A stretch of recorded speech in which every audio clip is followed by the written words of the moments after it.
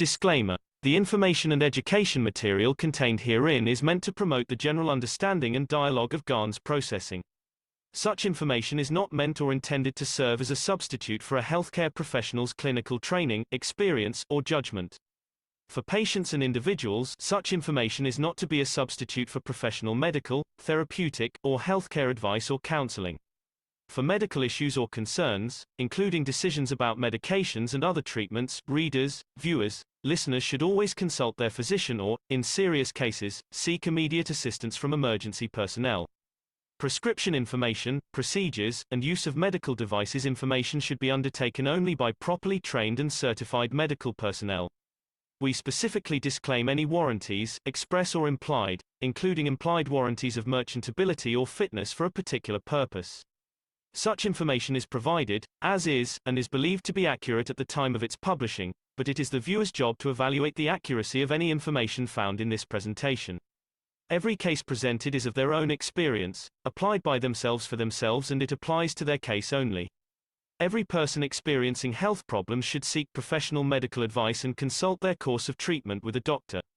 The processes of plasma balancing described herein are a natural process which supports the body but does not replace medical advice or therapies one is already subject to.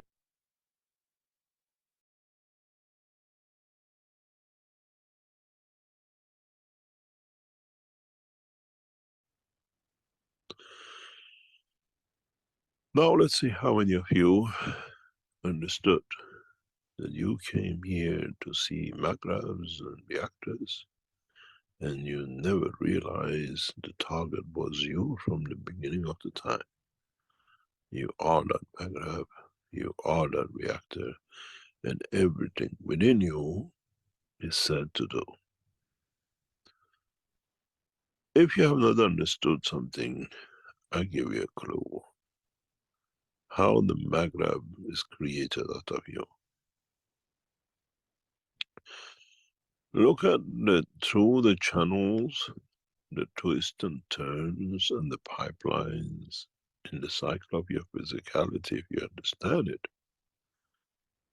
Look at your eggs and your testicles and all the holes and crevices and the pipes and the way they're shaped. Look at the structure of your stomach and intestine, and look at the structure of the pipes in your brain. You are the magnet and all the coils in it. Now you understand how the game is played and how the fields within that decides if you receive a saving or energy, or you can have a free run. Those of you who looks for matter state, physical dimension, energy, plug yourself into the wall. And those who understood about the work of the energy transfer in the dimension of the soul of the man, sit on top of the magrav, as I said many times, and feel its energy. Either way, you are the system. Either way, it's the soul of the system which counts. If you stay in the dimension of physicality of the man, you still that blue magrav on the table. And if you understand the energy transfers and existence, you're connecting to feed the whole of the universe and environment from that. Now you understand the game has been played in a full cycle. And now it's for you to understand how to play with this dynamic, physical, beautiful life. It does not need another dimension.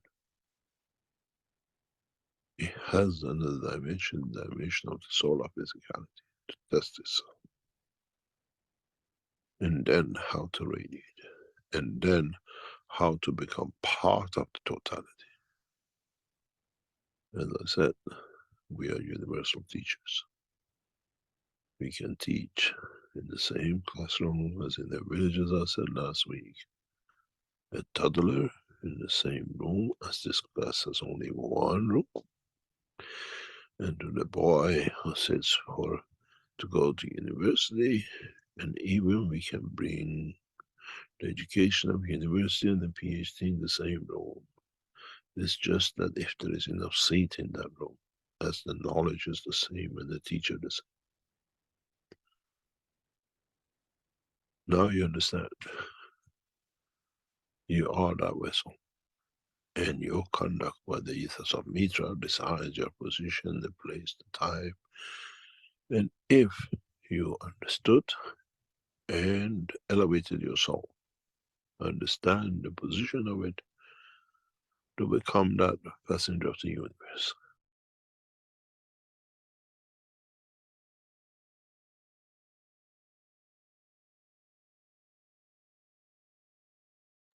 And welcome back, everyone, to the Keshe American Knowledge Team for May 26, 2024. I'm your host, Mark Anderson, along with Alex Skoric, and along with each and every one of the participants that are here today. We welcome you back.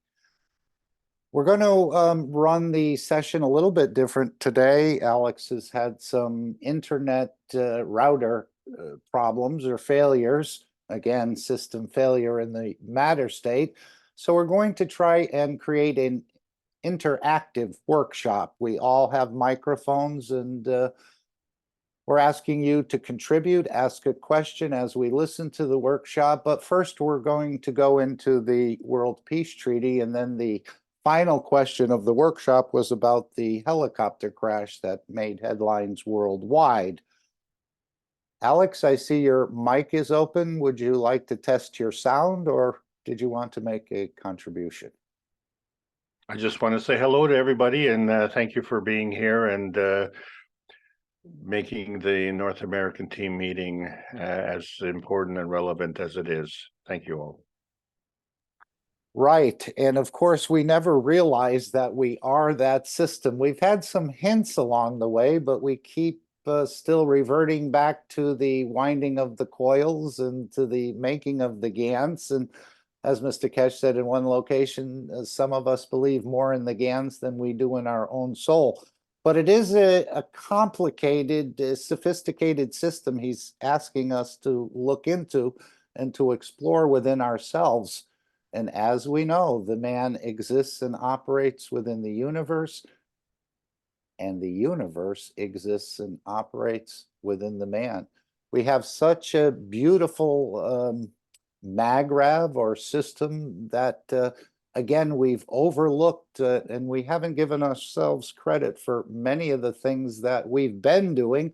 We just haven't understood it. So we're going to go into that more, and this is what Mr. Keshe was talking about in the workshop, was the use of the emotions and the interactions, and some very interesting fine points, let's say, about working with these emotions and understanding how the emotion actually creates the physicality. And we many times think it's the physicality that's creating the emotion.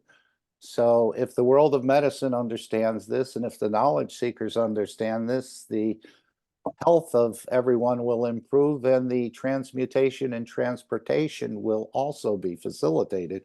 So again, he's walking us into this step by step, and using the matter state of the magrav and this understanding, not that they don't work. As he said, he had 40 of them running in the system in Sanya, but just to understand more fully what he's been teaching. He said, we've been the target the whole time, and this is how the game is played, or maybe we've been played in a bit. But it's a beautiful understanding, and we have a beautiful system, and the aspect of gaining immortality, learning how to use this beautiful system, will grant us that. But again, step by step, we're being moved into understanding our own creation, our own creator, and the energies that are within it. I know in the 305 Knowledge Seekers Workshop, Mr. Keshe said that mankind is the most illegal nuclear reactor walking around this planet. And we're starting to understand that, this low energy nuclear process in the dimension of the plasma. But before we go to there, and feel free to jump in at any time, and help the others and help yourself as you start to explain or question or make a comment on what we're hearing today. But before we go there, let's go to the World Peace Treaty. And again, a very simple, small document that you can find on the Keshe Foundation website. You can download it, print it out for the others. World Peace Treaty here. That should give you a way to download it or copy it, as I understand it. Would anyone like to read the World Peace Treaty? And this is the whole premise of this universal advanced space technology. It's being offered to governments and individuals, mostly governments, in exchange for peace. So we're asking the governments to pledge their nation, the world leaders to pledge their nation to peace.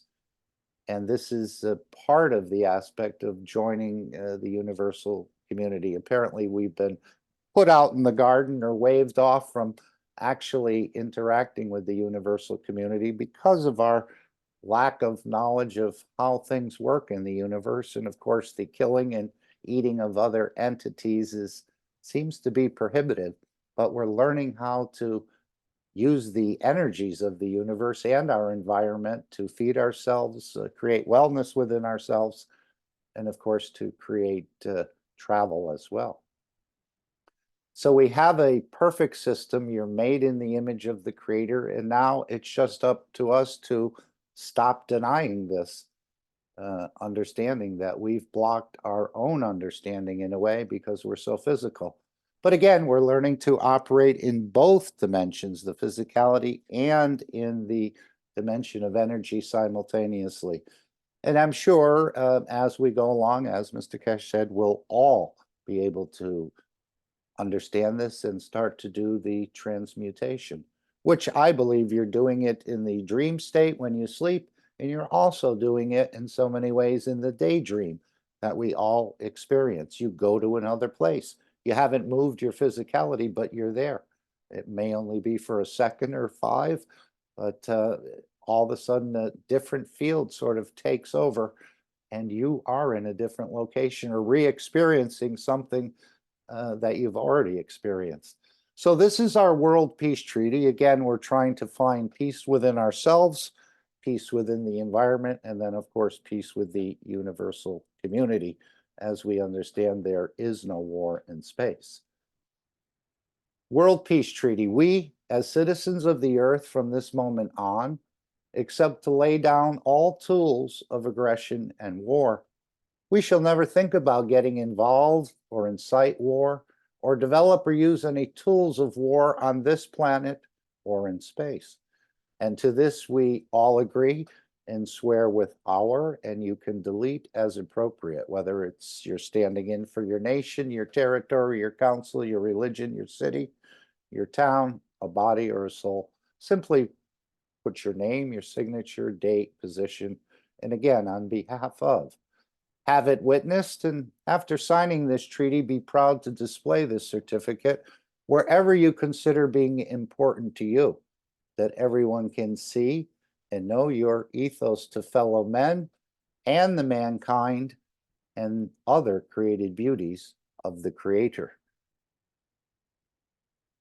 And again, to create that peaceful condition, if you can apply the gift of the 3 wise men, it creates a huge dome of peace around you, because there's really nothing for wrong energies or wrong emotions to attach to. So if you're not feeling peaceful, try thinking, speaking, and acting good in as many moments of your life as you can. And this will create a huge peace, and that peace you'll find inside yourself, and it can expand to your environment and your family and expand across the globe and then across the universe.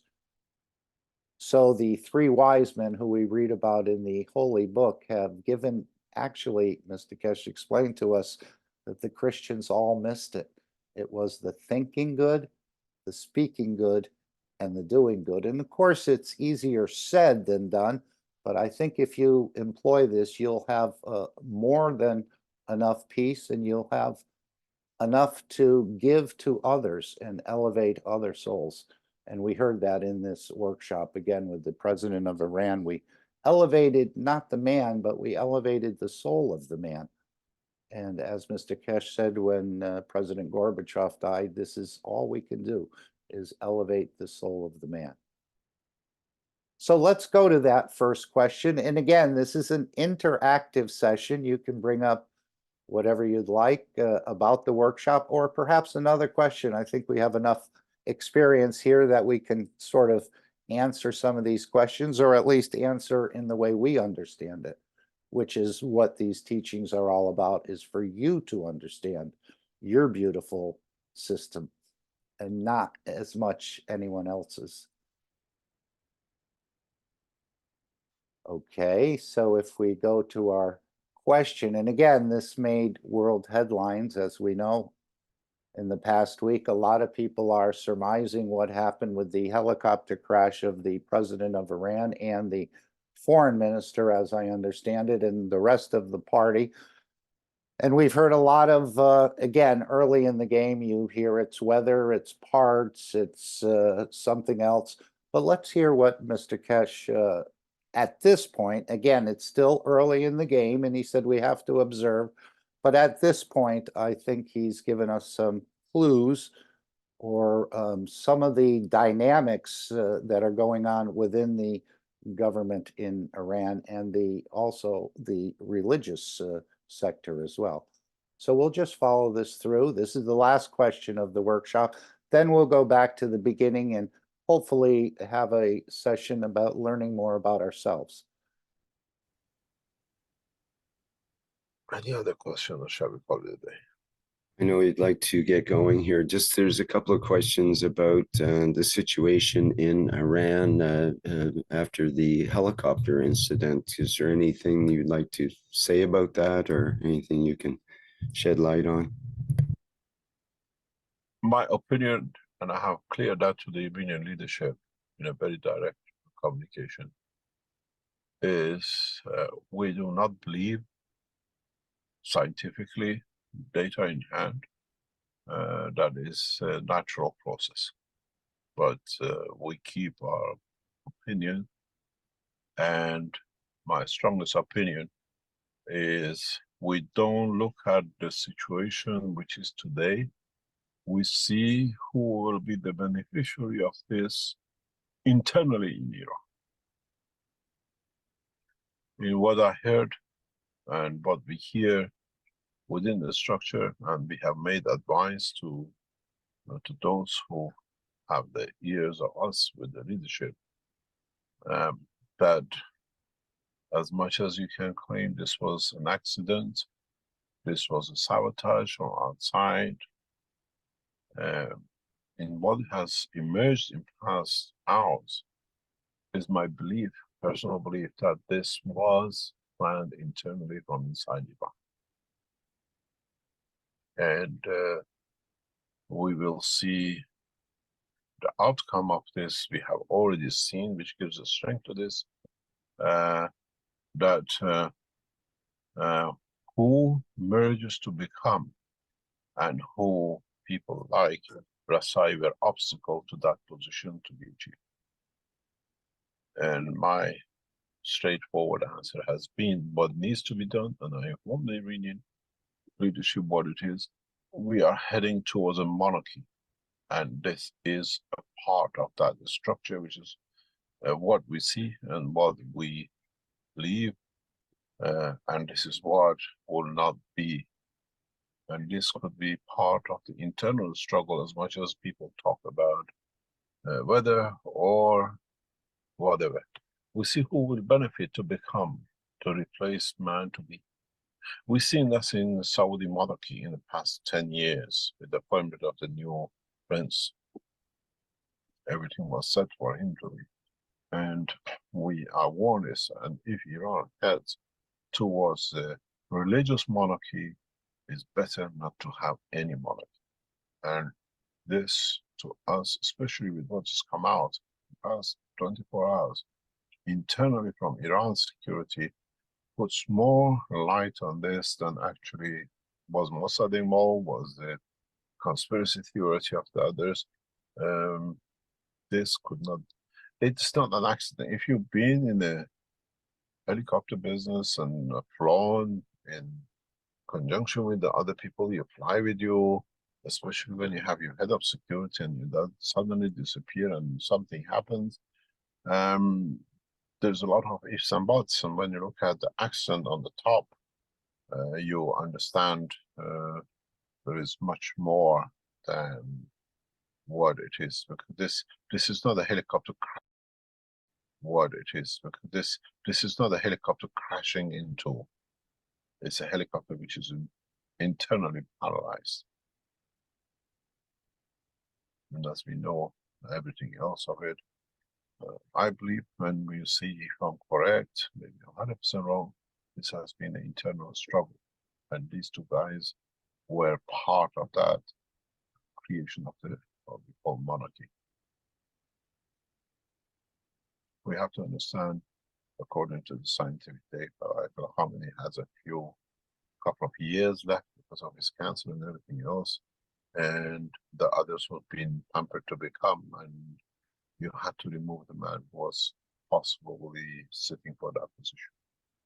And there are other things happening with Iran, 5+1 and negotiation and push with Shanghai Cooperation and the rest of it, which brought a direction which they don't want to go.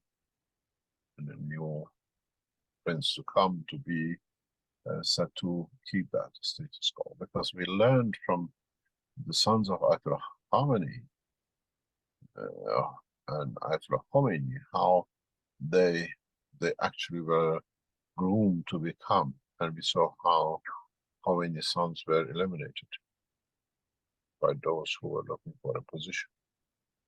And this time the solution is reversed. I'm a great believer that this was, from what I hear from the security, knowing the flight position, knowing, understanding, that this could be something very well inside set up by those who have a different angle on how they'll benefit on the passing of Ayatollah Khamenei. The conspiracy theory that the Israelis have done this, that I gathered data shows there's a possibility, but direct information, telephone communications, shortage, lockout, cutout does not. When you have two helicopter flying information with you, it gives a different information. And we sit and watch.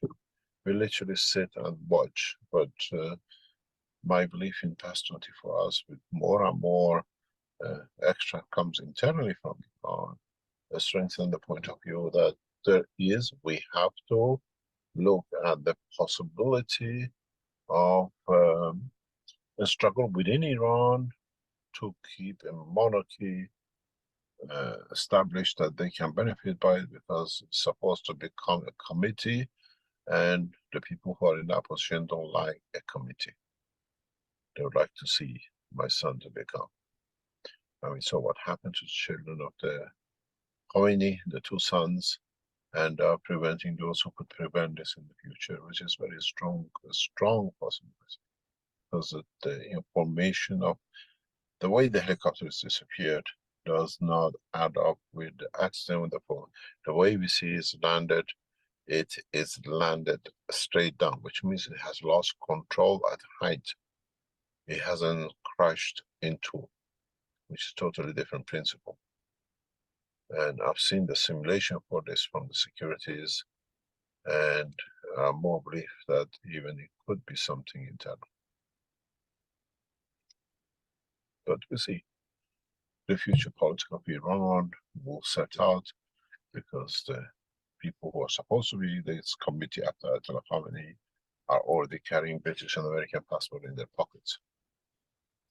You have to go back to understand the whole politics of the Middle East, and look what it is.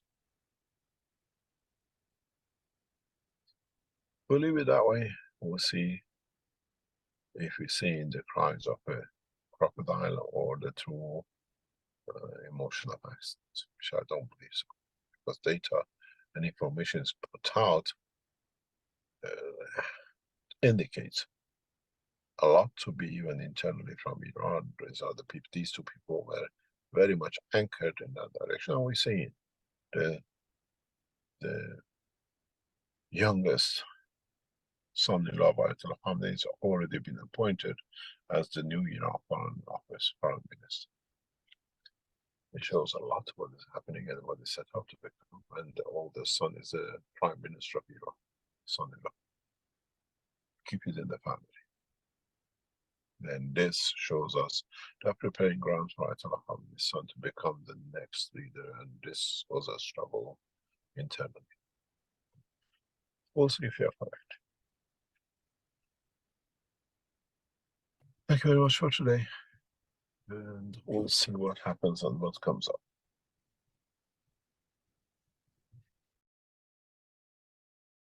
Okay, let's go back to the beginning of the workshop again, where Mr. Keshe asked for a moment of silence. It sounded to me, did it sound to you like this leader was involved in creating a monarchy or was blocking the creation of a monarchy?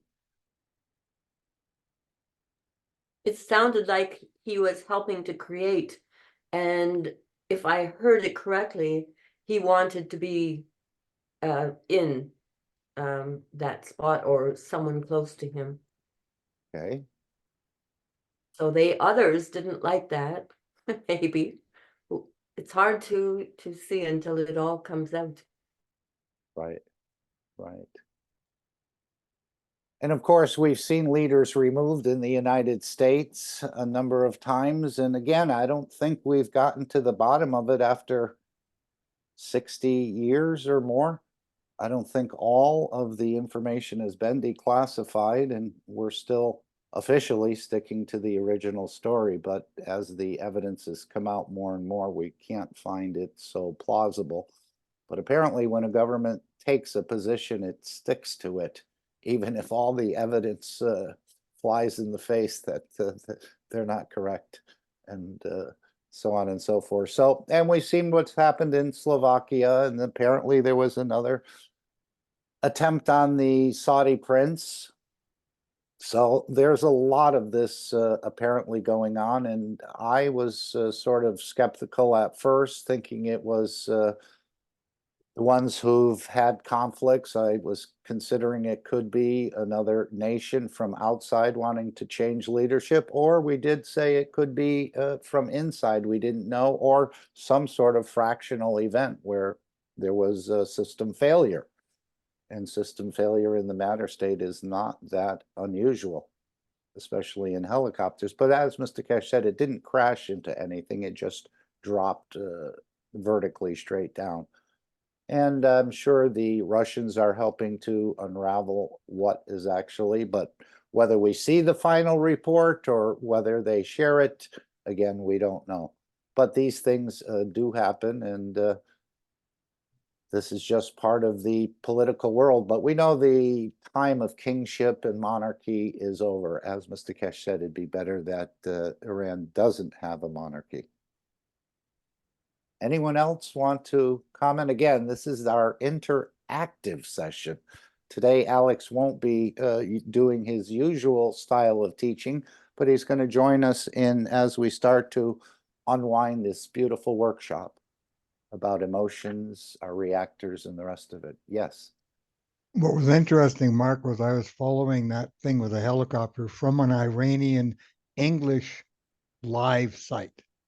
And the moment they showed the picture of the crash site, I went to bed, got up the next morning to look at an update, and it was 404 error, page not found.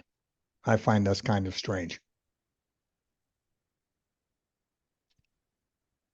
Yes, that everything was again, gone. The yeah. total page was gone. Somebody said that about the weather into thin air. I think he's on X or something, and he said that whole page of weather for that 24-hour period was missing. But now we're hearing there was no cloud. So again, this is adding to the confusion, the misunderstanding of what has actually happened, and maybe to blame someone that shouldn't be blamed. I think this is a wait and see thing to see what happens in the future. Like Mr. Keshe had said, it's because we don't know what's going on in the back room of all these families and parliaments and buildings and everything else, and who's who. And I just found out a friend of mine who lived in Saudi for years working there, he said, you have to understand something about the Saudi families of the government, the very high ones. They encourage the people to create more children because the government sends a paycheck, from birth of, I think, 25 or 30,000 US dollars a month to the family for every child born, tax free. He said that's why no one cares about money over there. He says, because everyone's got, They got a not tons of stipend. it, Yeah, but they got a stipend all the time. yeah, we've heard And about this in other oil-rich countries as well, like Kuwait and other places. Yeah. Can we get adopted? Okay, but yes, these are regular events that seem to happen from time to time, and usually the official story is not always accurate, as we found out with our President Kennedy. We don't know all the details yet after so many years. I think most of the people that were involved have passed on, but perhaps it's other countries that are still in existence that were involved. We don't know for sure until the final declassification. But this is the reason for elevation of the soul of the man, that we stop killing and eating each other in so many ways. What I found interesting was that the information that Mr. Keshe shared actually wasn't anything new insofar as information was already on the internet, on YouTube, that they were suggesting the same type of things, giving even more elaborate news about it. So it's just a theory, it's just a hypothesis. But the one thing that does absolutely, well, two things that stand out is who benefits. So that's pretty well Okay. universal. And the second thing is 2 out of 3 helicopter pilots agreed that it was nothing wrong with flying that day. And so if the conditions were as they had initially suggested, if that was true, then probably all 3 should have crashed. And they didn't. So it suggests that something other than what they said was happening, because the one copter did turn around and come back to check up, but they couldn't go below a certain altitude level, and so they were able to maneuver. And the question is, well, they all knew that they didn't go below that altitude level, so why did the third one go down? So that opened up a can of worms. That's really the where the finger pointing comes from. So, but the other stuff, it's all conjecture. It's all just open discussion, idle discussion. That there's been no evidence put forward. But we know that something's not right, and I want to go back to what you said about the peace treaty. I think we discount the peace treaty because all of these actions, these machinations that are going on with the governments, they all claim that they're fighting for peace, and right then and there is where the problem lies. You can fight for peace, and we certainly fight for peace, but the word fighting implies weaponry and conflict. We are acknowledging the laws of the universe. And what we have to look at is those who are not acknowledging the laws of the universe have a reason for that, because nothing is for no reason. And if you put forward the notion that the reason that they are not fighting for the universal laws the way we are is really because they don't want them. And there's a reason for that as well. So I can't think of any reason not to embrace the universal laws, because if you look around the universe, it's well organized, it's peaceful, it's bountiful, and these are, to start, some desirable characteristics of our tiny little world. And so why would anyone want to resist that? And so that becomes the answer. There are those who want to resist that. They have an ulterior motive, and they're dragging the rest of us down. So we have to be more skillful in doing things. And this is where the plasma science comes in, because the plasma science doesn't operate on that plane, shall we say. It operates on a higher plane. And that higher plane automatically excludes those who not only can't attain it, but don't want to attain it. And so it's a pivot point. And that's where we're at. And now, for the first time, with that knowledge and with the amount of information that's being put on the internet, and it becomes blatantly obvious, because these methods of operation have been in operation for millennia. And why not? If it ain't broke, don't fix it, because the system works. But does it work? You know, it works on our planet, but it doesn't work in the universal community. And that's where the problem sits. As long as we tell the universe to shut up, and we want to do it our way, whether it's by refusing to acknowledge or by gunpoint, we arrive to the same conclusion. And the peace manifests the ticket to the universal community.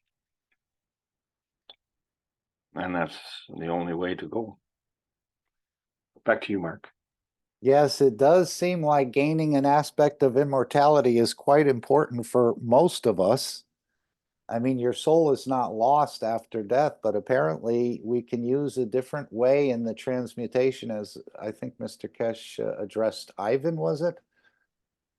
And we can approach this in a totally different manner than we're understanding, that the soul of physicality can actually make some decisions and enjoy the beauties and the feelings of the creation across the universe until the final separation. But if you don't know about this, I think your soul will become a star or in another position, depending on what you've gathered. But now we know we can actually play for millions or billions of years. As he said, 1,000,000 years in the universe is not very much time at all in man's time.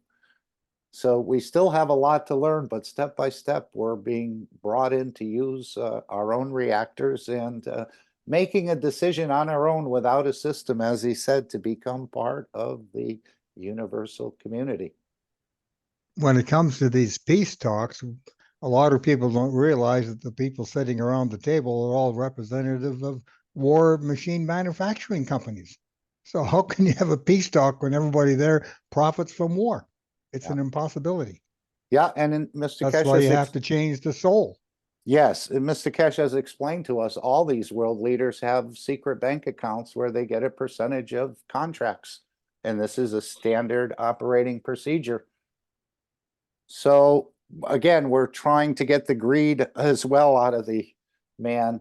And this is one of the problems. Again, I want to set up a dynasty for my own family, or someone else is blocking. I have to get them out of the way, or the rest of it. We don't understand all the details, but Mr. Keshe gave quite a sobering analysis in just the first week of the event, as he's quite well connected into the political and scientific arena there in Iran. even though he lives outside of Iran. Anyone else want to make a comment on this And, before? Yes? Yeah, the woman lawyer, the Iranian American woman, she's pointing out how much hatred was directed to the gentleman in question, and a lot of people were hung, and many other things. Huge numbers of people had to flee. So there was a lot of hatred towards him.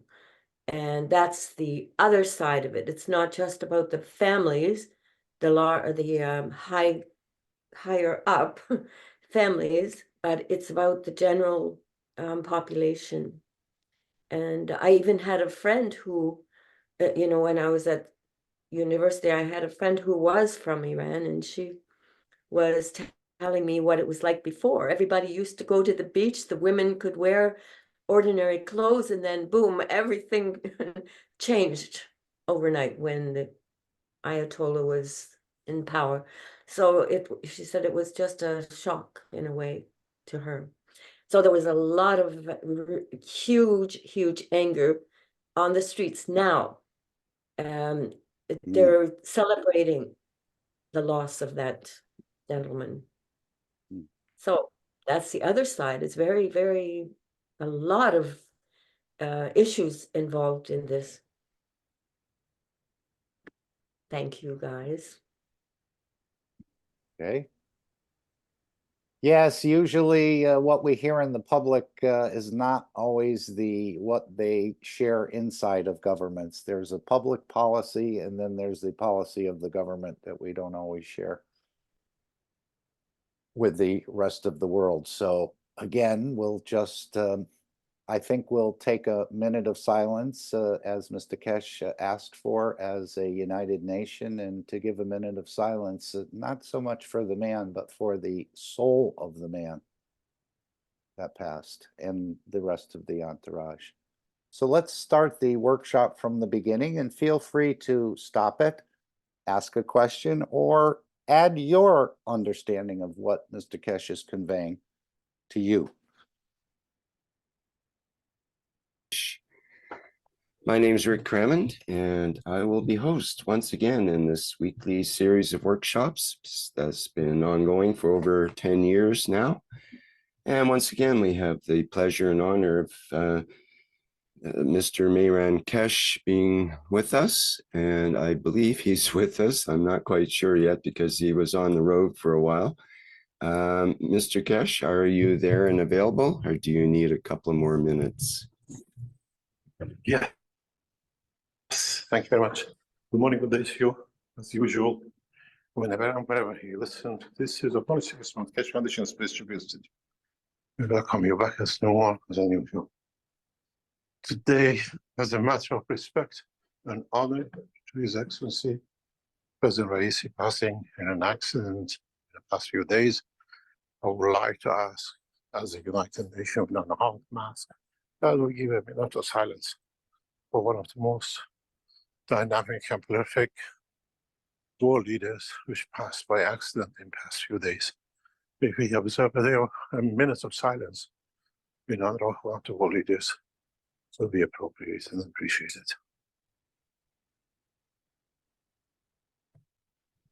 Did you say, sorry, did you say 2 minutes, Mr. Keshe, or 1 minute. 1 minute? Okay, thank you.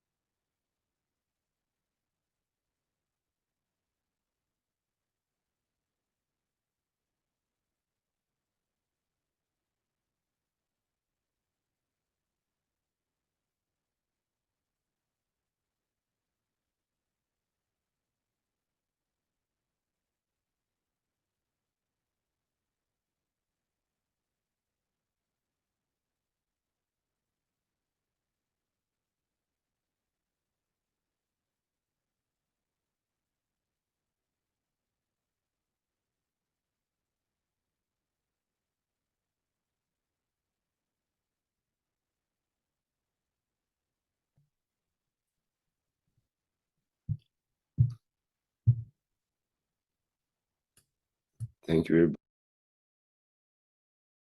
Okay, and again, is what Mr. Keshe is teaching us in this workshop. If this president had that knowledge, as Mr. Keshe said, he's been walking on this planet for thousands of years, leaving one city as an old man and appearing as a child in another city. So if we understand this, again, you don't have to go through death, as he said, from a helicopter crash or being nailed to a cross. And of course, we know Christ walked off the cross. So this is what he's teaching us, this aspect of immortality and being able to recreate yourself in this position or recreate yourself in another position in the universe. So this is what's being taught in this workshop if we understand our own structure better. That we have everything we need within us. We don't have to go outside and look for anything else. We have it all within us if we understand and learn the keys. And this is in a way, a university of the universe. We're very fortunate to be able to even understand an aspect of this and develop it, because it's been told to us for decades and centuries a different way of heaven and hell, and you be good enough and you'll get there, and if you're not, you're damned, and the rest of it. So this is a whole new understanding in so many ways. Not the whole world has believed in that, but many in many cultures have followed, and as has been explained to us, most of these structures, the religious structures, are cashing out your pocket and your soul. So let's continue on with this workshop and start to understand our own system in so many ways, the beauty of our own creation, which again, we haven't given enough credit to ourselves of what we can do and are learning to do. Ready for that minute of silence? You can go ahead now, Mr. Keshe. Thank you very much. In listening to the intro and understanding that what we have, what we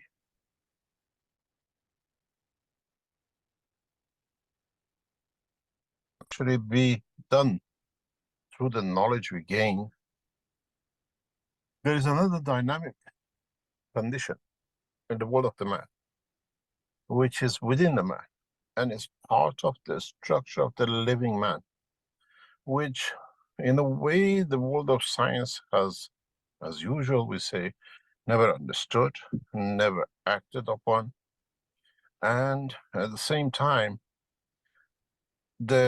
what we call humanity has never grasped the totality of the understanding of this principle of life.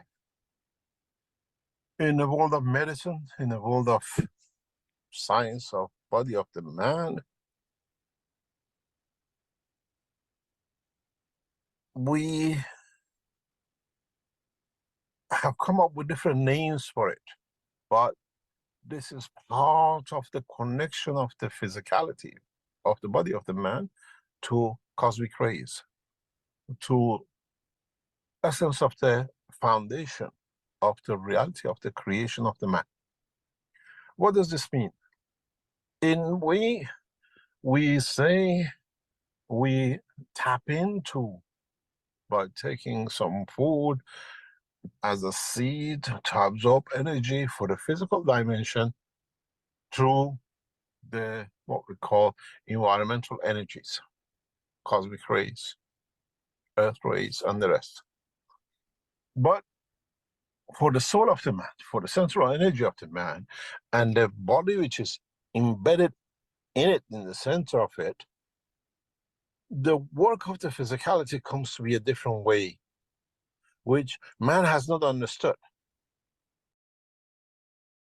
So does this 80% and 20%, he said we put a seed in there, but this is the energies for the physical dimension.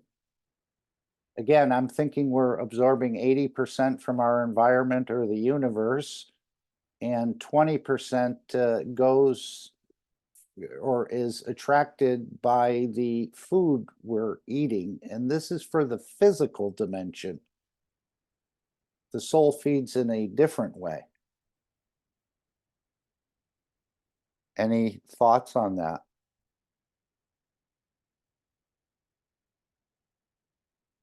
Okay, we'll continue on. Just a thought on, Mhm.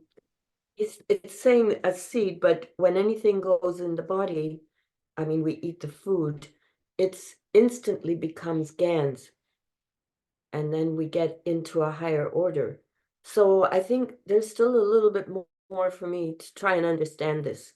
Still a bit confusing. Yeah, it was interesting how he said every organ within your body absorbs the energy it needs. Now, was that from the food, from the GANs? Because these organs are GANs, or is it taking from the environment? So we have quite a complex structure here, beautiful structure. Again, we have this low energy reactor within all of us, and now we're starting to learn how to use it for the transmutation and transportation. I mean, once it's in GANs, then you're dealing with, I mean, because we have water, so much water in the body, then, and salt, then are we not dealing with the plasma fields? Yes, I think we are, but what he's saying here, it's for the dimension, the physical dimension. But Yes, again, because it's 3 levels.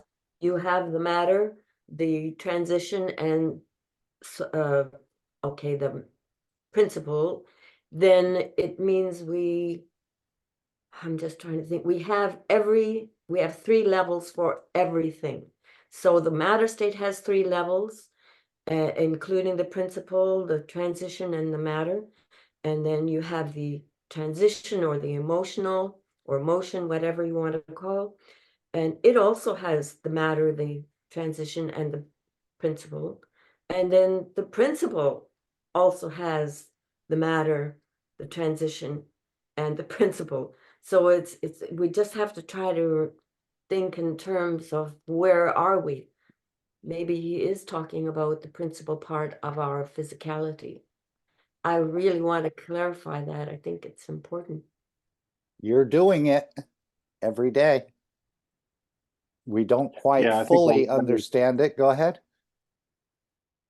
Well, I think what Gail just said is bang on. The way I see it now is that sure, we put the food in the mouth and it immediately converts to GANs, and so we draw the energy from that, and then that's really all that we need. So then why do we consume so much more? And the method of energy acquirement through the process of eating is a low energy way of gaining energy because it's consuming energy in the process of gaining the energy. So we're not as efficient as we could be. When we get into the higher states, we are not depending on the eating to acquire that energy. And so what is the difference? The difference is that in the lowest energy state, that this is an acquired habit. And so we've come to rely on that, assuming that that's what we need, and ignoring the fact that we don't need it. But another thought has crossed my mind, and that has to do with why are we only getting 80%?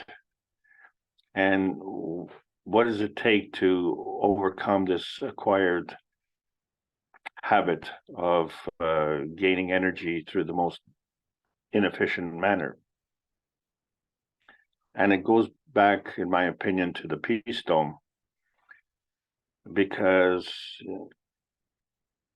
if we say that the universal community is gaining 100% of their energy from the cosmic rays, and we're only getting 80%,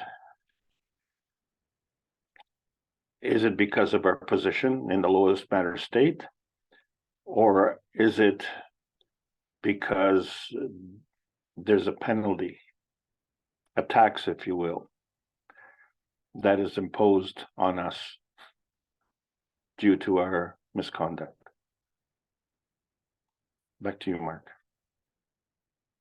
Okay, and again, for those who've just joined us, Alex will not be doing his normal presentation today, so we're using the workshop as an interactive session, just sharing what you like to share and what you think you understand with the rest of us about any part. So feel free to stop it at any point, ask a question, or enlighten us with your understanding.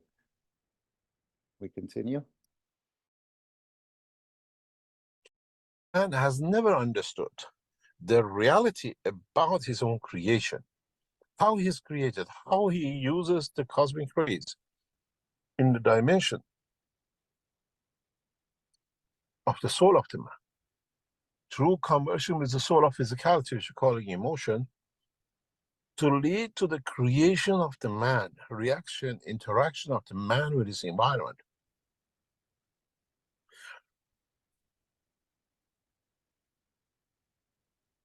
In the world of medicine, we call it psychosomatic.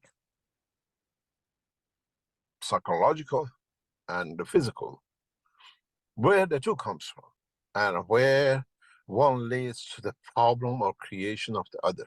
But the world of science has never understood to explain this. Because if you, as knowledge seekers, understand this, you have broken through the position to be able to be part of the universal community, interact with the emotion of the universal community, interact with the emotion of the physicality of the man yourself, in how to manifest yourself, how to actually come to, in a way, be manifested, create within you. As I said to one of the knowledge seekers in one of the recent talks, that God says, I made man in the image of myself. But in a way, we create our children in image of ourselves. And we see how we suffer from the hand or take joy from the hand or a conduct of our children. We are the creator of these children. And in that process, we become the creator. And we made our children in image of ourselves. Which means we suffer with them, with their misconducts, enjoy with them in their success. So it's the same with the creator. He suffers with man, with his conduct, and he enjoys and rejoices when the man achieves understanding the process of the creation within himself. And this is where we need to understand how our emotion is connected to the creator. And what does it lead to? Why do we get a cancer? How each organ and the cell is built to be. How we manifest ourselves in different shape and formats through our emotion. We get angry, we change our face, we get joyful, we laugh with a sound, and then how come emotion can show itself in a burst, but that emotion which was in a hidden, in the background, in the structure of the brain of the man, does not or has no effect on the physicality of the man. But we call it psychosomatic. But part of the energy which psychologically we absorb from the brain, psychologically we absorb from the universe, is through carbon-14, is through cosmic rays. So we see that cosmic rays have a direct effect in the interaction with our emotion in the structure of our body, through the emotion of the soul, through the emotion of the soul of physicality.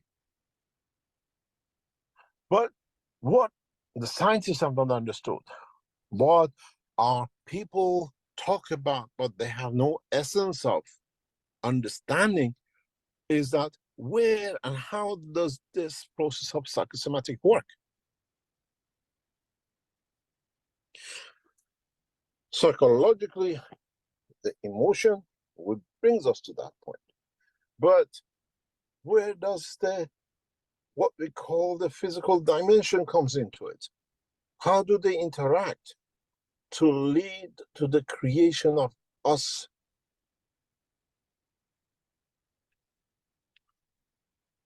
What does this mean?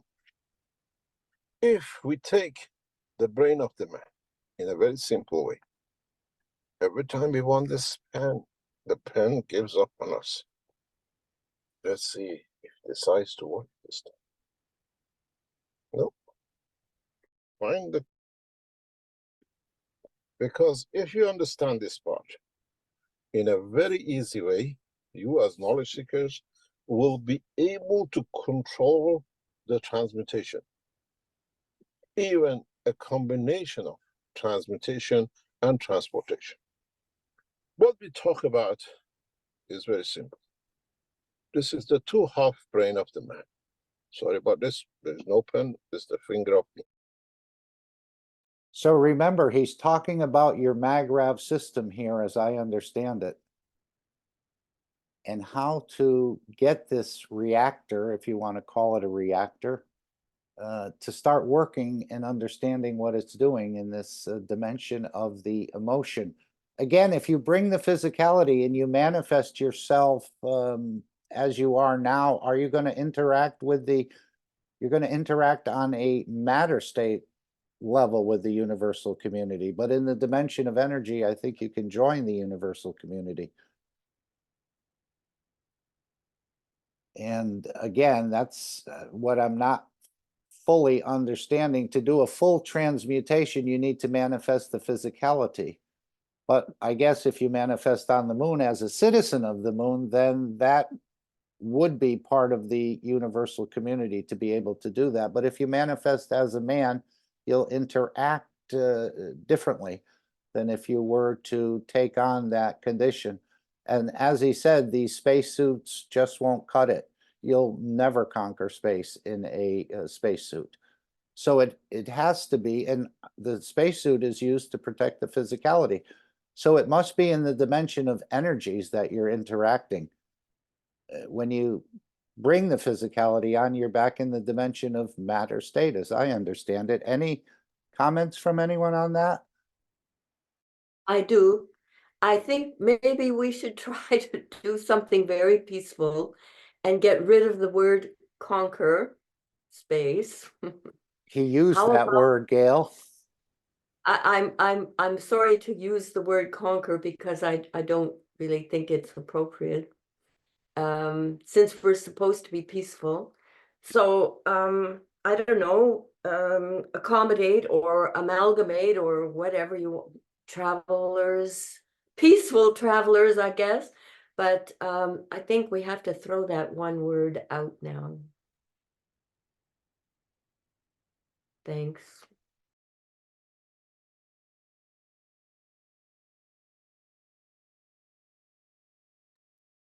And there it is. We'll never conquer the space if we rely on a manifestation of the monkey suit of the man, meaning the spaceship suit, what the astronauts wear.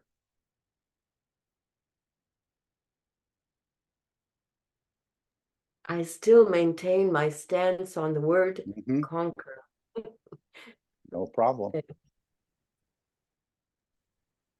And I also would include the word colonize.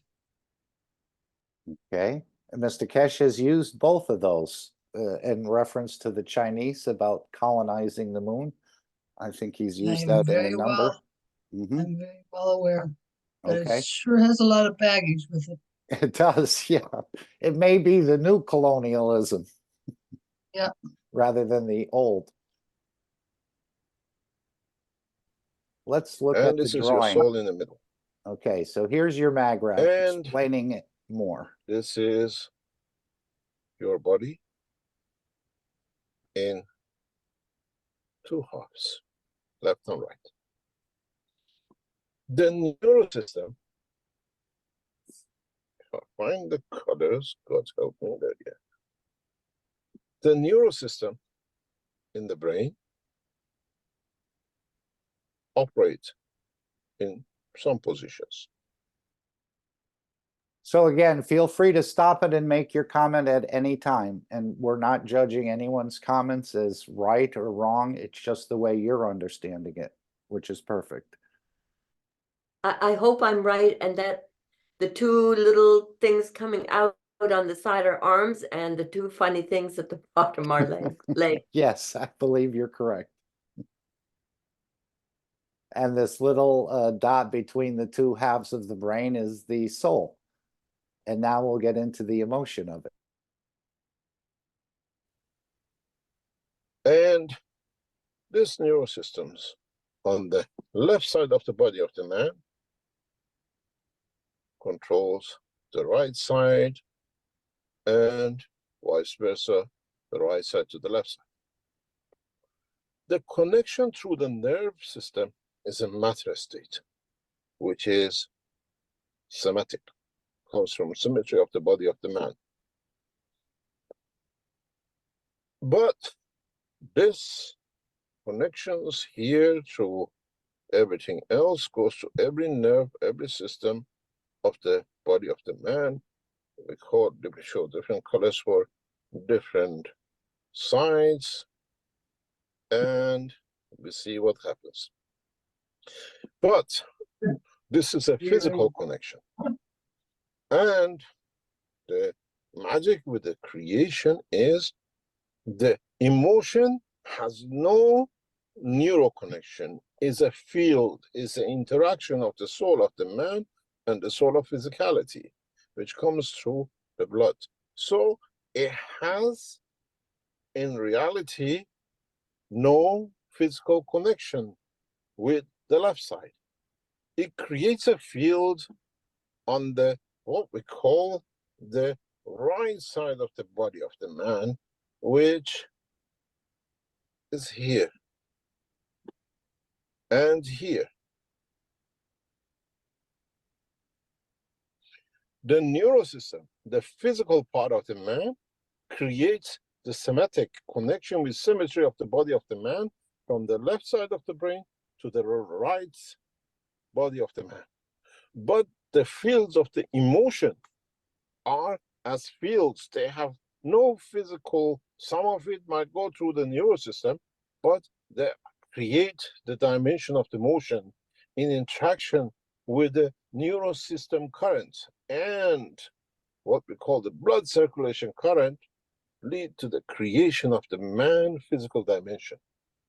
So we create our physicality from interaction of the fields of the emotion, which has no physical connection, but it's a field which itself is connected to the cosmic rays as part of the process of the existence of the what we call the body of the man. And this is where man, world of science, have not understood this. And this is where the psychosomatic comes, where this is where as scientists, as doctors and the rest of it are in dilemma. They talk about, but they don't understand that in fact, the physicality of the man controls through the neurosystem, but the emotion of the man comes from the fields which has no connection.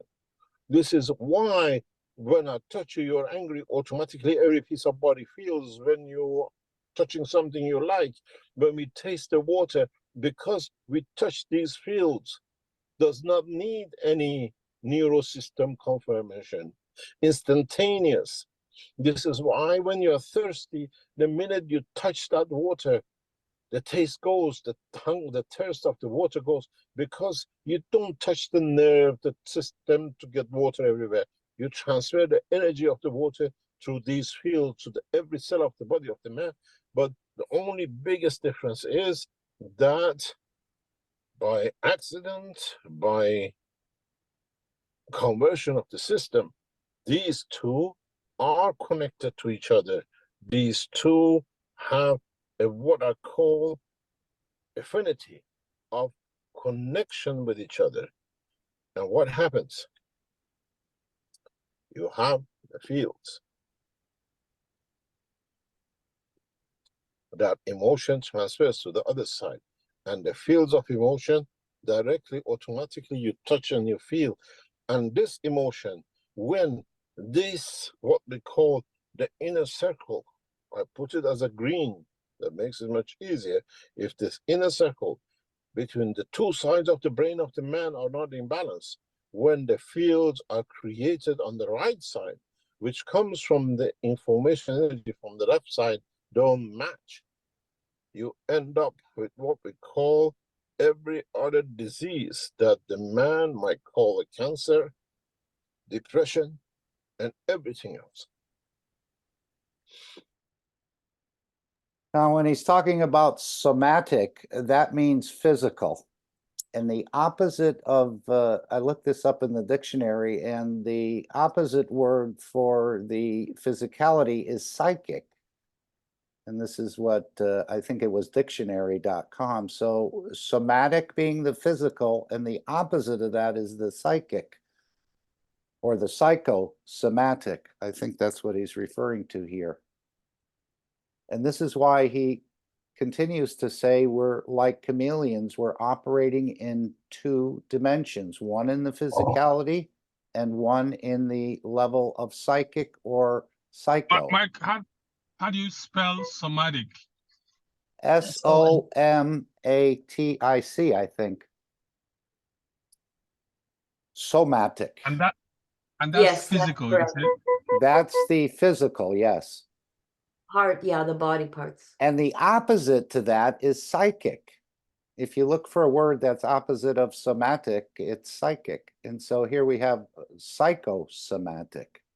So we're living in these two dimensions, and we understand the somatic dimension way more than we understand the psychic dimension or the psycho dimension. And that has to do apparently with a lot to do with the emotions. Again, a field, but with no connection to the dimension of physicality. And this is how if we get to use these, I mean, even if you turned it 90 degrees, you almost see two Magrav coils there, and they're connected to one another through the emotion. But this is just showing the body of the man in so many ways. But the emotion that's created here has to create the same emotion on the other side of the brain. Otherwise, he said, you'll be born in a condition of perhaps, or you'll be created in a condition of unwellness, or maybe missing a leg when these two sides are not in balance. Just my thinking. Anyone else want to add anything to that? So we're learning to use this beautiful structure that's been set by the creator in so many ways. We just thought it was some sort of physical or combination of both. We never understood we're operating in both dimensions. Daydream, night dream, that's your psychic dimension, or I think, the emotional creation in so many ways. And that's why I'm saying, if you manifest using your physicality, you're right back into the same thing. You've only moved the physicality. And now you're going to operate in that dimension of physicality as I understand it. Whatever location you decide to manifest it in.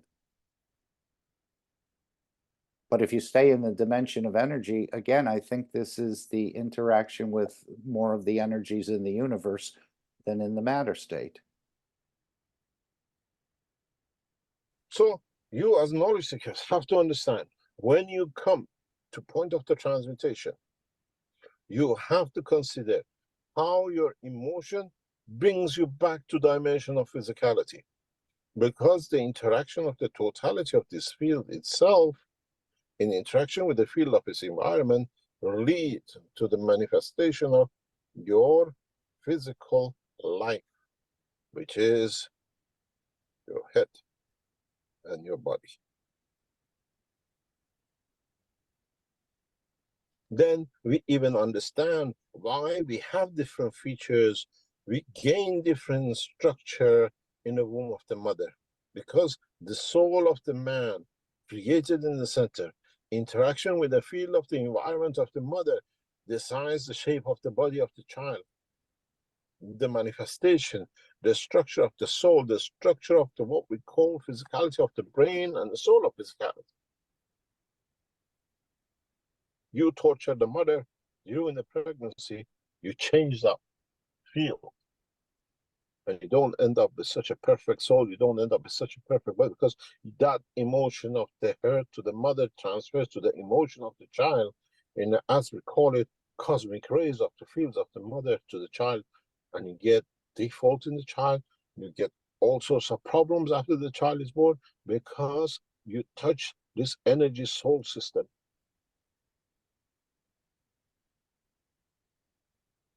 And this is why the children of Mitra, the children to be born understanding the work of the cosmic rays directly at the point of birth, connect to the universal community energies, which is pure and balanced, which means the emotion and physicality of the mother cannot touch. Child is a child of the emotion of the universe, not the child of the abuse of the father with the mother during the pregnancy, or the love of the father to the child. Then we understand, you as knowledge seekers, how you have to understand to control your manifestation in position of transmutation connected to the fields of the universe and to emotion of the what we call dimension of interaction of the fields of the physicality of the man with his environment.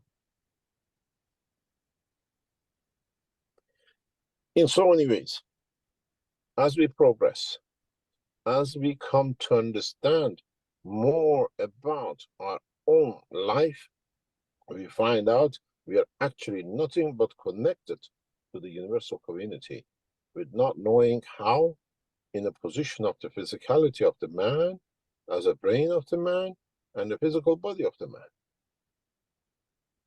where, in fact, our souls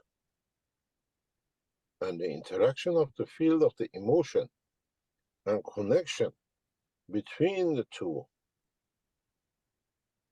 leads as a field matter in a way to the dimension of the neurosystem of the man, which leads to the manifestation of the man and everything else which goes within the man. Where neurosystem brings in the manifestation of the connection of physicality, and the emotion brings the field dimension, which allows that manifestation of the matter state to manifest itself in a Gansa state, not in the matter state, the physicality of the man. And then it comes the interaction of the field of the environment, which is the womb of the man. I got a question. Because the egg. Go right ahead. So, Alex, the field of emotion has to be activated first. From what he said, is that, would you say so? And then how do you activate the field of emotion? I understand it's a feeling. Go ahead. Well, the field of emotion is constantly present. The soul is never disconnected in that regard. It's our acknowledgement of those efforts.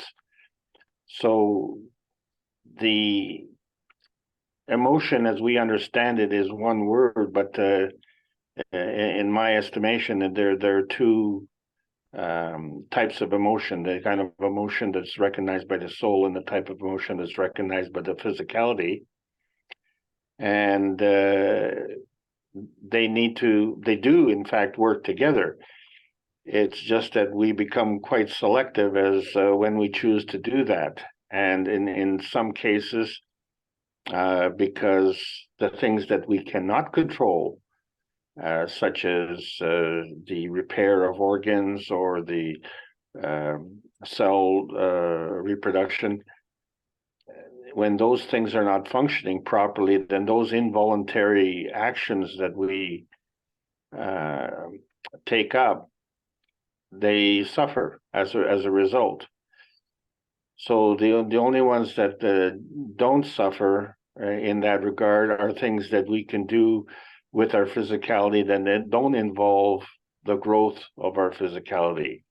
In other words, they're not dependent on the interaction of the soul of the physicality with the emotion.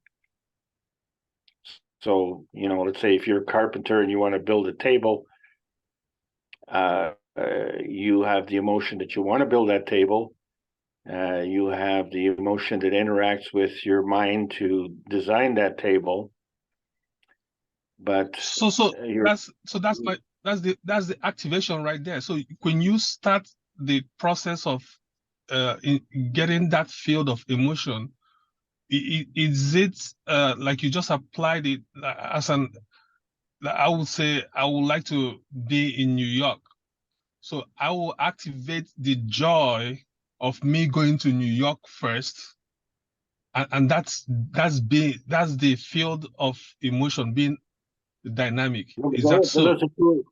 Those are two emotions. Like there's the notion of being in New York. That's the one motion.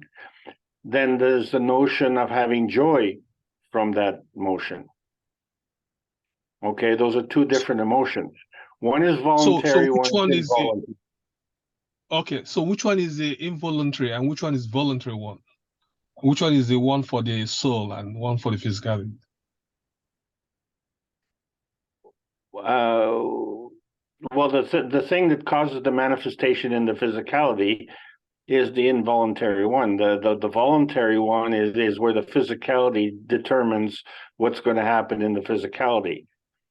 That's the voluntary one. So you're saying, well, I'm going to be in New York. Well, okay, next flight, American Airlines, such and such. But involuntarily, you're already daydreaming and saying, I can see myself walking down, Fifth Avenue, right? You can already see that in your mind's eye. So you're not there physically, but you are there emotionally.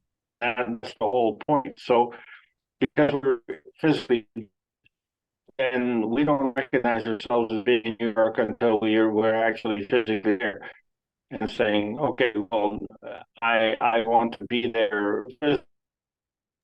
Alex, you're becoming a bit choppy on your transmission. We can't hear every word you're saying at this point.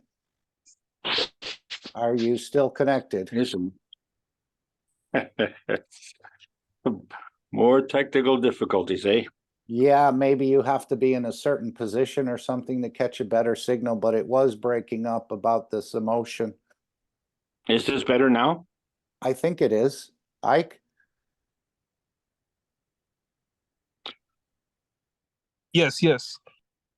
Oh, okay. So let me just restate here. In your mind's eye, you're in New York and you want to be there. So yeah, that's part of the emotion. And Alex, can you go slow? Like, can we go slow a little bit?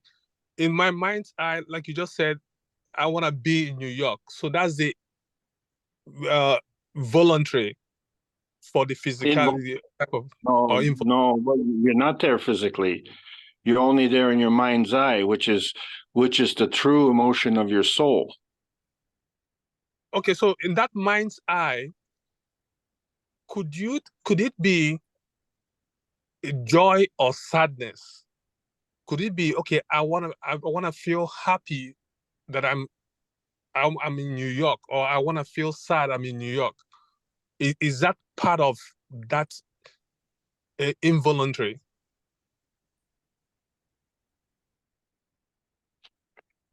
I think I would say yes to that question.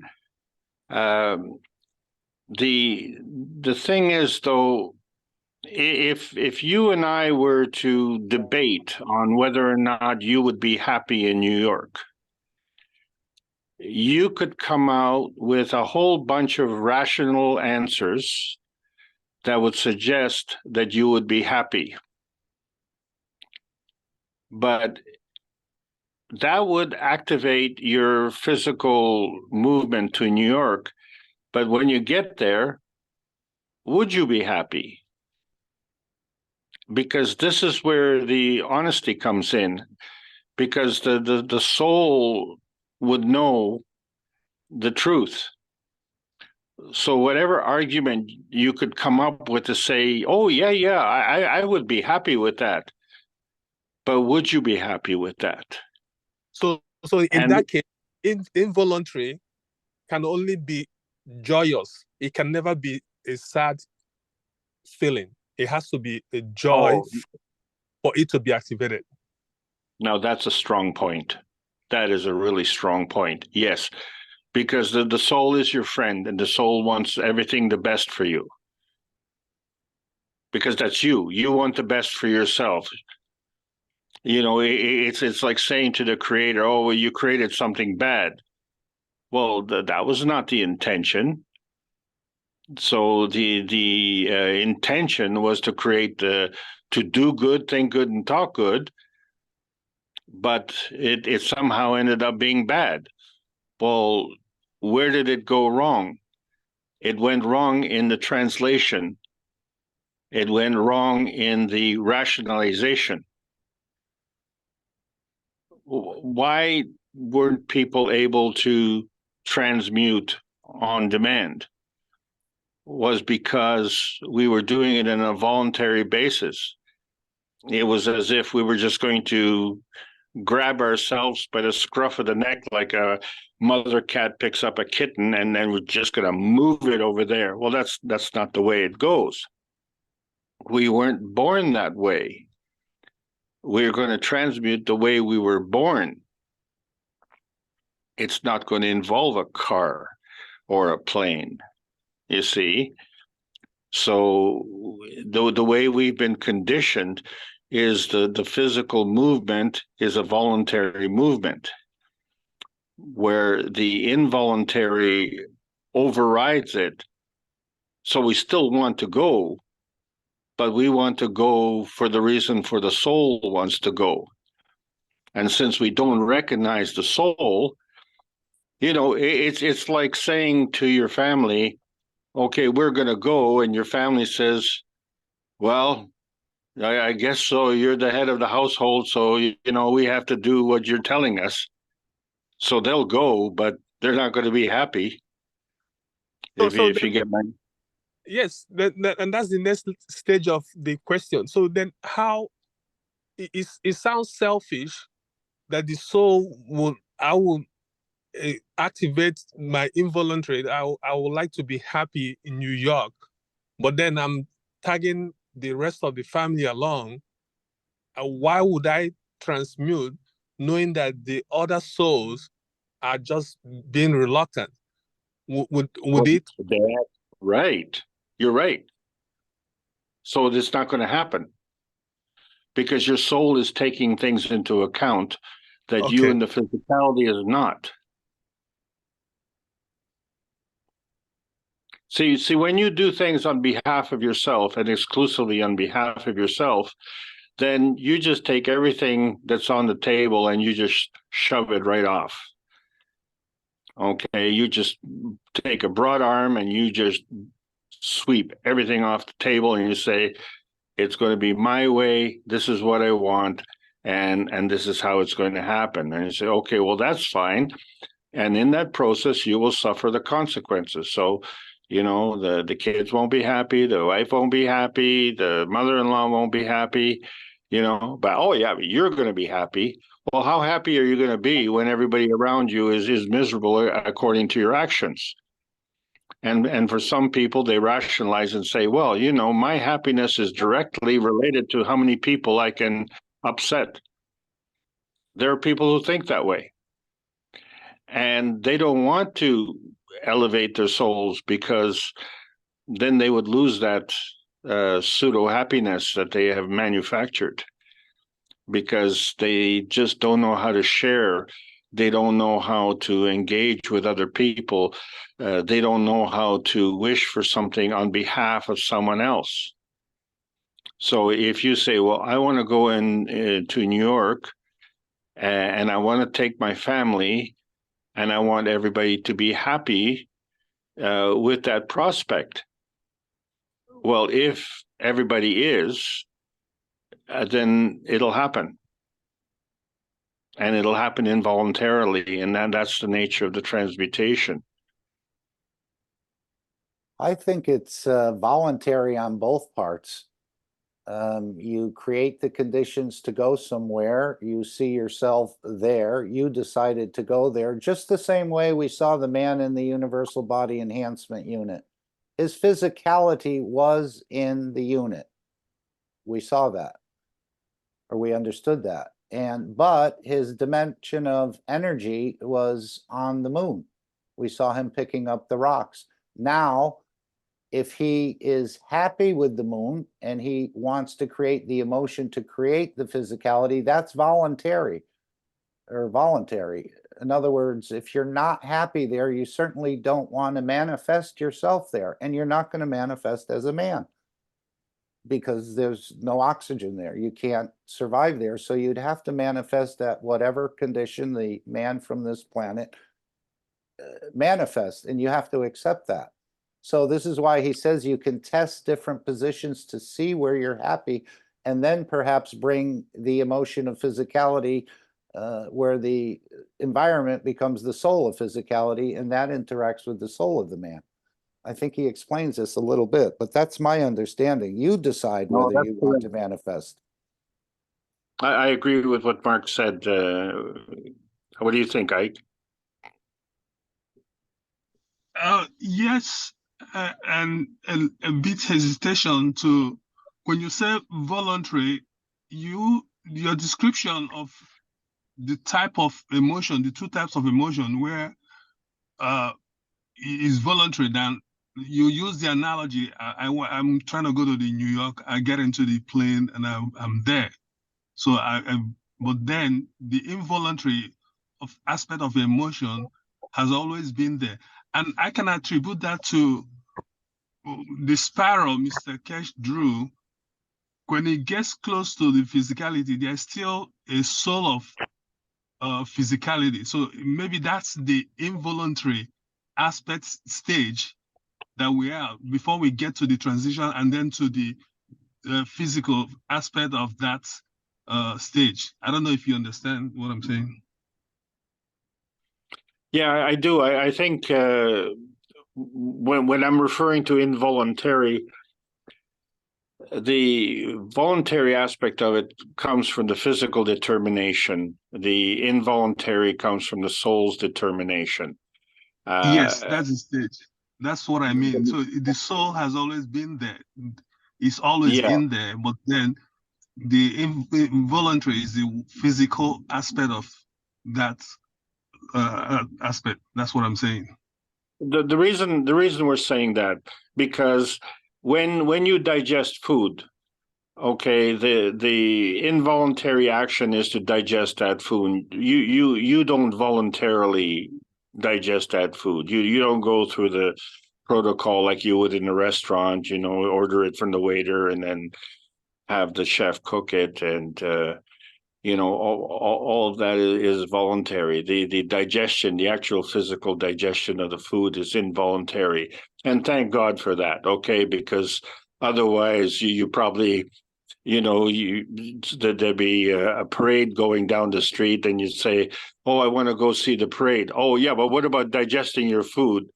Well, you know what? I really want to go see the parade. Okay, well, then the food will putrefy in your stomach. So there you go. So in order for this whole thing to work, then you say, okay, the digestion of food will be taken care of by the involuntary system.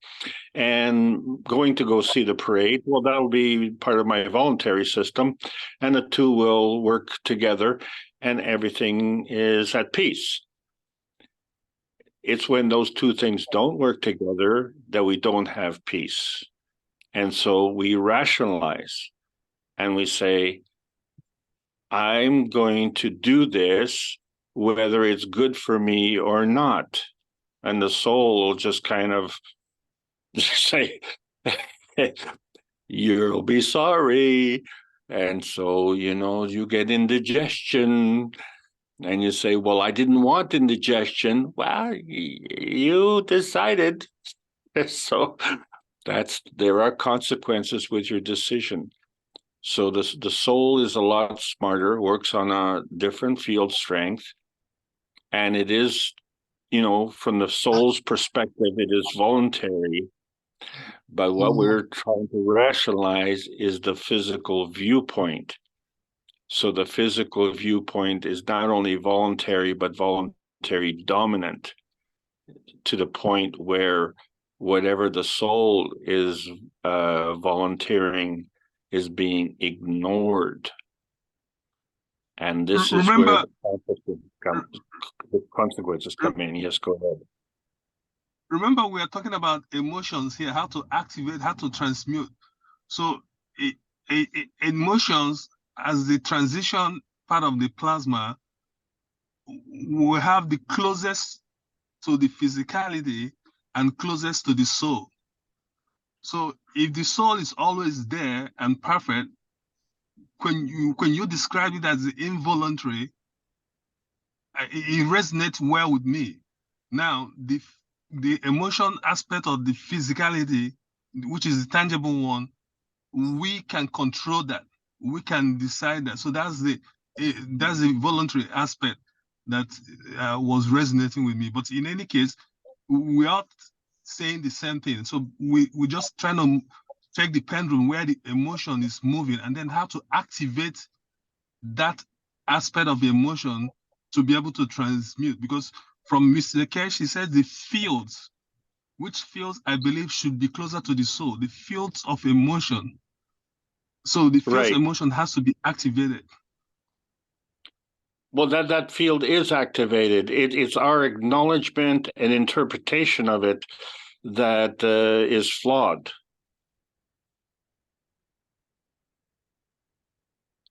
Okay. We need to trust. We need to trust it.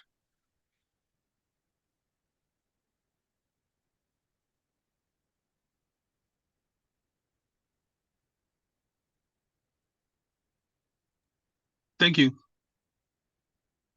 Thanks for your question, Ike. It's a super question. Over to you, Mark. Okay, Claudia has put in here in the chat for me, yes, the joy and happiness must be together to serve someone. Transmutation only for your own desire, you won't transmute. There you go. That's correct. I disagree with that. Okay.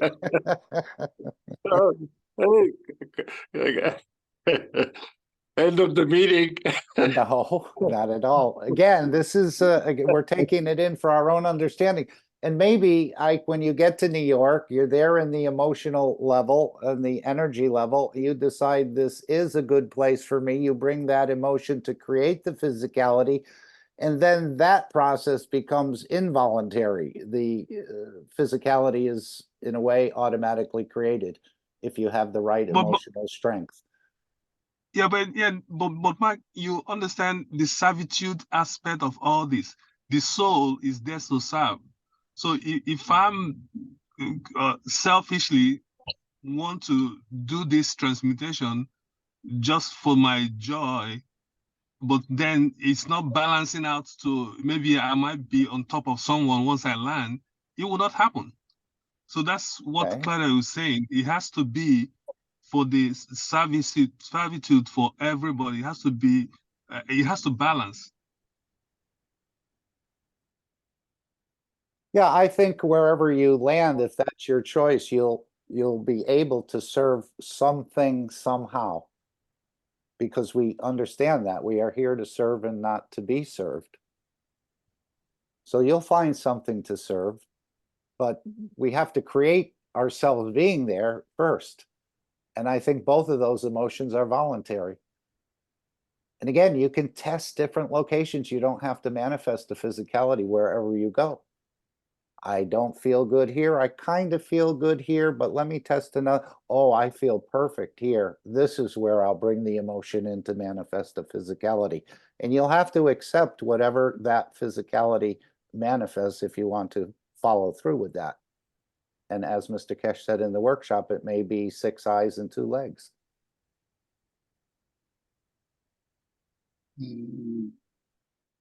You're not going to appear as a man on the moon unless you're in the spacesuit. And then what have you done? You've just moved the physicality. You haven't moved the soul in so many ways. Did you want to say something, or shall I mute your mic? Okay, let me just mute it. If not, just open it back up. Sorry. I think you were saying something to someone in the background.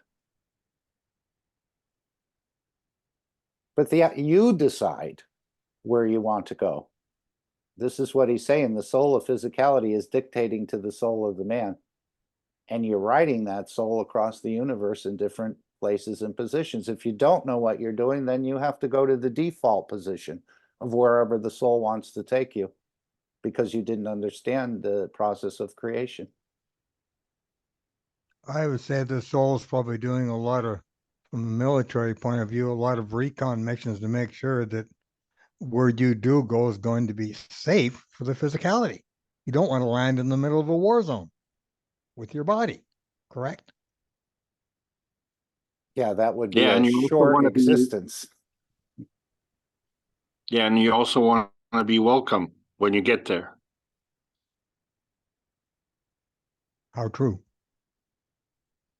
But again, this is the gaining the aspect of this immortality. Is the other side of it is you're going to have to accept the conditions of that place, time, and position if you want to manifest.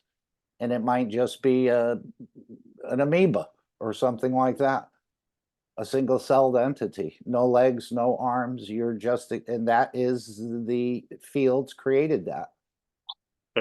So you may want to make sure where you want to physically manifest is right. Now, if you move on Earth, you most likely will manifest as a physical man. I think you can go through some changes in that process. Oh, I want the black skin, I want the blue eyes, I want the blonde hair, and the rest. You'll manifest as a man. Maybe I want to be taller, maybe I want to be shorter, maybe I want to be slimmer. That's good. That's all well and good. And there's probably other places in the universe where you can take on the structure of a man with the head and 2 arms and 2 legs. But most of the places in the universe, if you want to gain immortality and to be able to play, you're going to have to accept that position of what you would physically appear in that field strength, in that dimension, wherever you locate.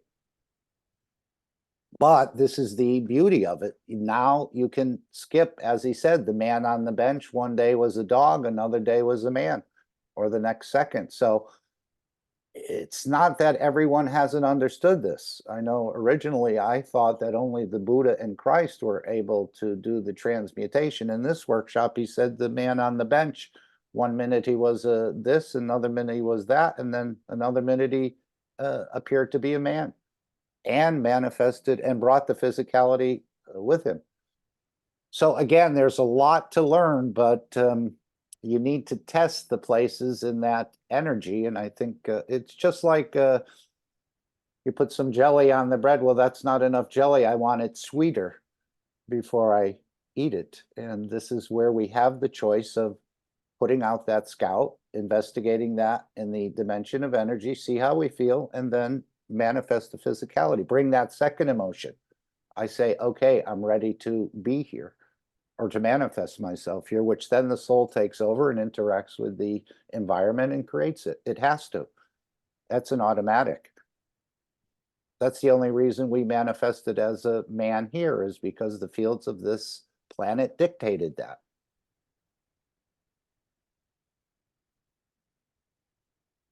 To me, at this point, my understanding. Shall we continue? And again, this is all about yourselves, all about ourselves. I mean, how you apply Let's it. continue. The egg came from this mother, so it has direct connection with.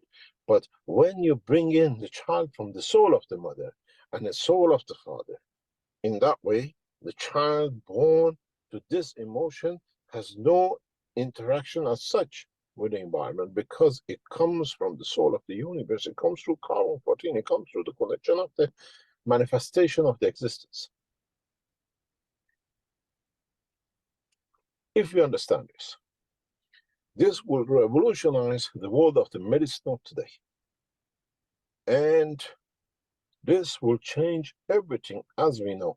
And secondly, further on, this will change the position of the transmutation for every one of you to know how to connect your emotion with the emotion of the soul and the dimension of point of manifestation. When you manifest yourself on the moon, then you decide, I want physicality through the emotion of the joy of the physicality you had on earth.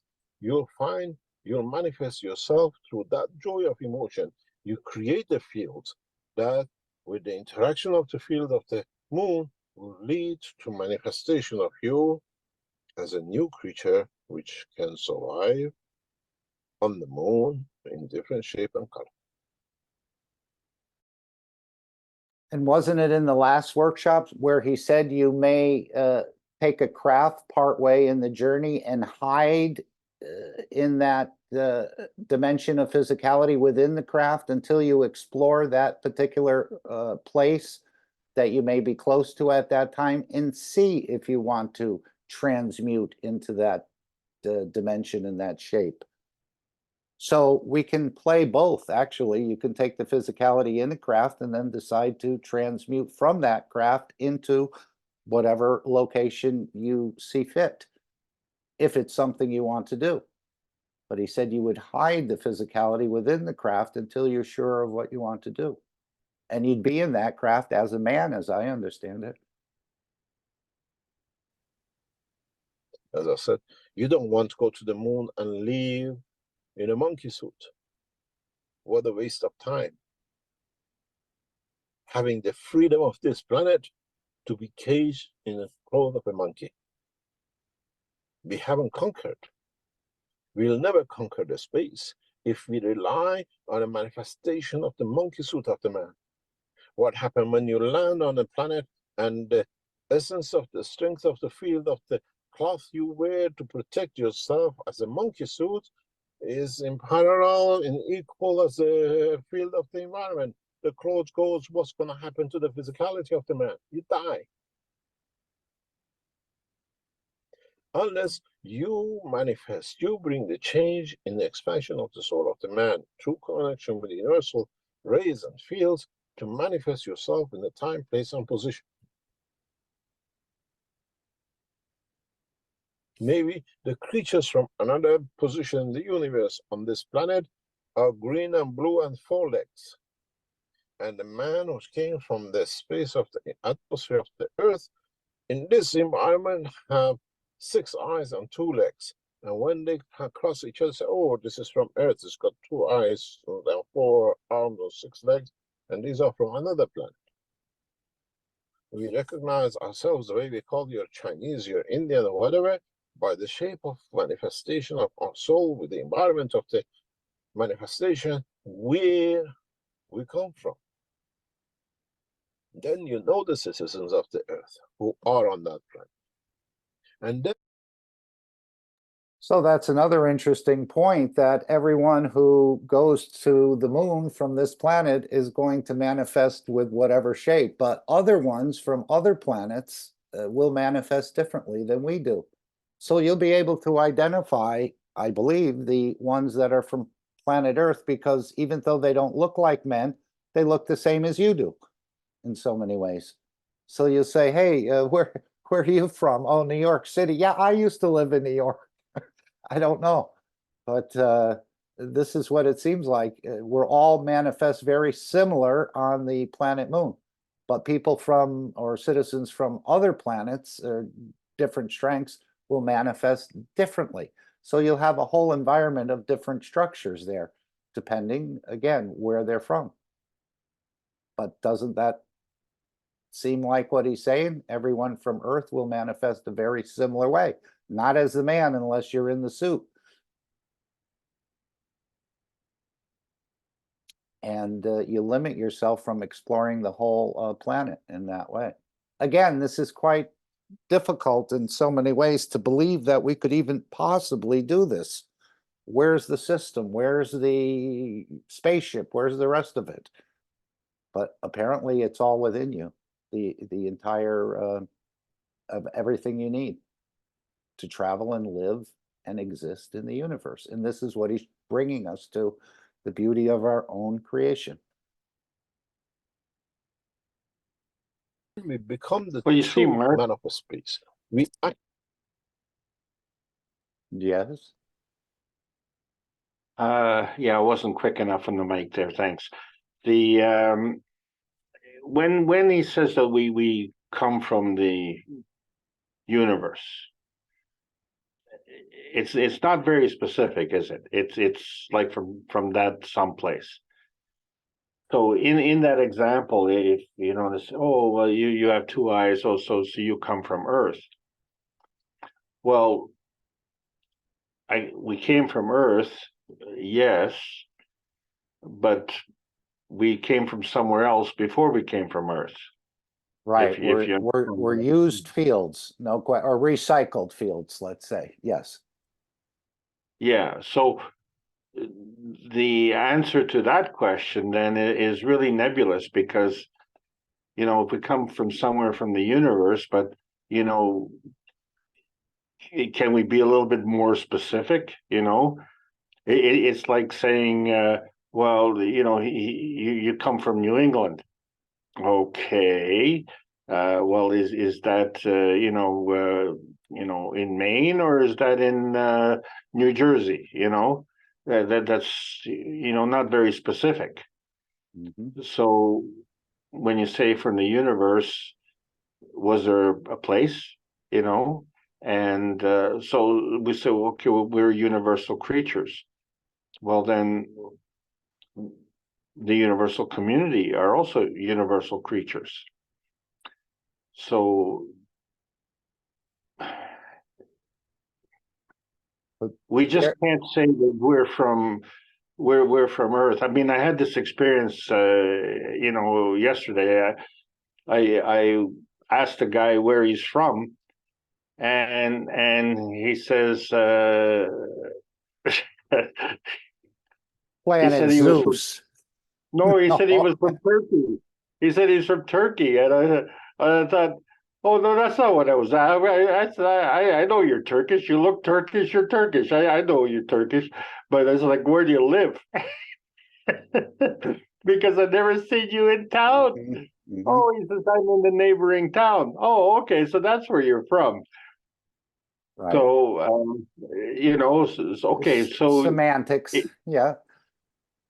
yeah, so if I'm going to say, well, you're from that town, but you know, I could be from that town also, and clearly, you know, he has different features than I do. You know, so it's you Well, say, yeah, let's hear it's that a part movie. again.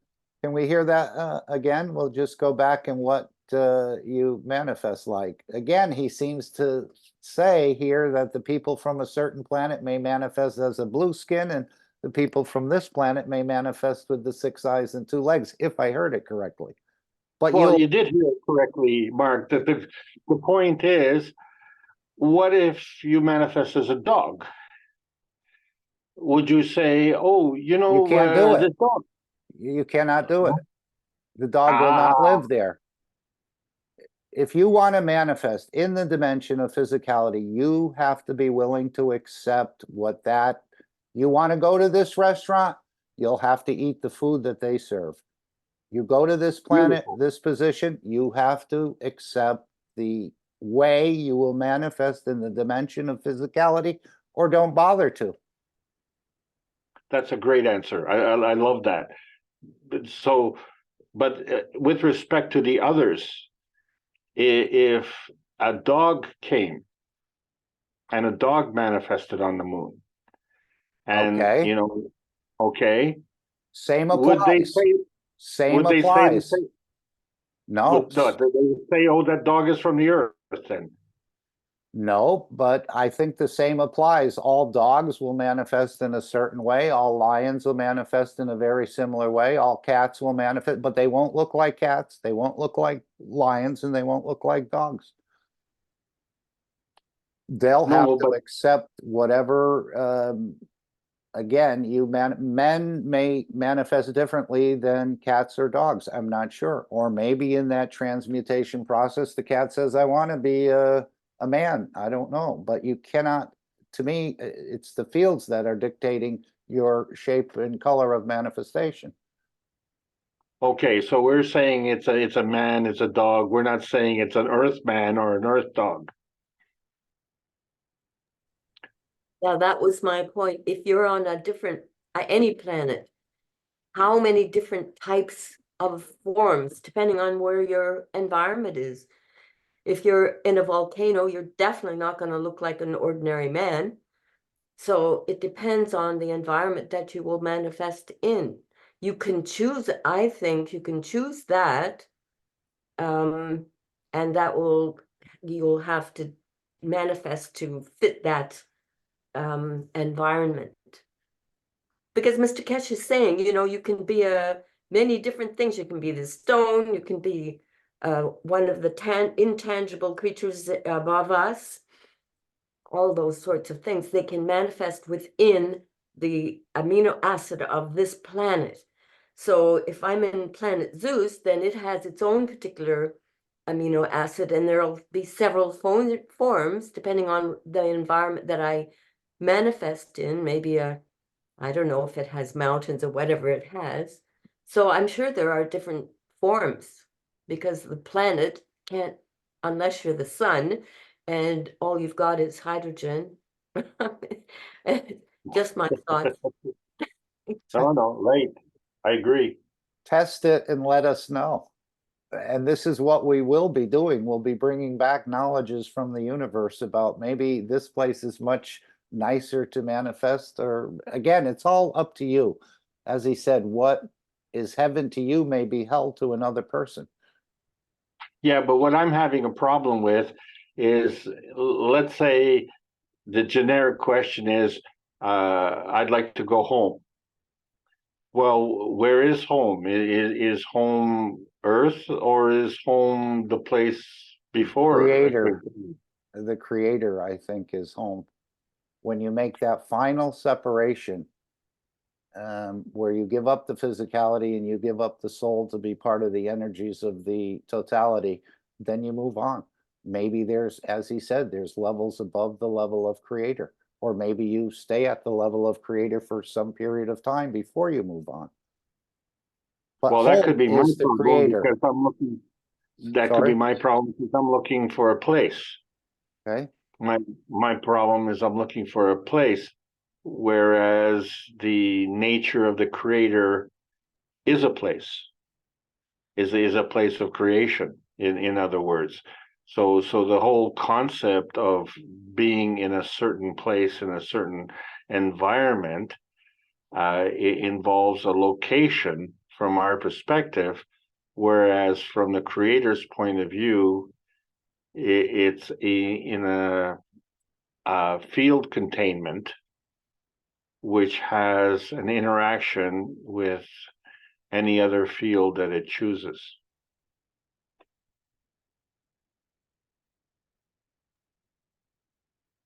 Okay. Anyone else want to add anything? We'll continue. And then it comes the interaction of the field of the environment, which is the womb of the mother. I was trying to get back to the, because the egg came from this mother, so it has direct connection with. But when you bring in the child from the soul of the mother and the soul of the father, in that way, the child born to this emotion has no interaction as such with the environment, because it comes from the soul of the universe. It comes through carbon 14. It comes through the connection of the manifestation of the existence. If we understand this will revolutionize the world of the medicine of today. And this will change everything as we know. And secondly, further on, This will change the position of the transmutation for every one of you to know how to connect your emotion with the emotion of the soul and the dimension of point of manifestation. When you manifest yourself on the moon, then you decide, I want physicality through the emotion of the joy of the physicality you had on earth. You'll find you'll manifest yourself through that joy of emotion. You create a field that, with the interaction of the field of the moon, will lead to manifestation of you as a new creature which can survive on the moon in different shape and color. As I said, you don't want to go to the moon and live in a monkey suit. What a waste of time. Having the freedom of this planet to be caged in the cloth of a monkey. We haven't conquered. We'll never conquer the space if we rely on a manifestation of the monkey suit of the man. What happened when you land on a planet and the essence of the strength of the field of the cloth you wear to protect yourself as a monkey suit is in parallel and equal as the field of the environment. The clothes goes, what's going to happen to the physicality of the man? You die. Unless you manifest, you bring the change in the expansion of the soul of the man through connection with the universal rays and fields to manifest yourself in the time, place, and position. Maybe the creatures from another position in the universe on this planet are green and blue and 4 legs. And the man who came from the space of the atmosphere of the earth in this environment have 6 eyes and 2 legs. And when they cross each other, say, oh, this is from earth, it's got 2 eyes, and 4 arms or 6 legs, and these are from another planet. So that is the bargain. Now you can stay in the dimension of energy if you don't want to manifest as a 6 eyes and 2 leg creature. But I think it's part of the, if you want to manifest in certain locations and take on a physicality, you have to accept what's there, what they're serving, what the field strengths are.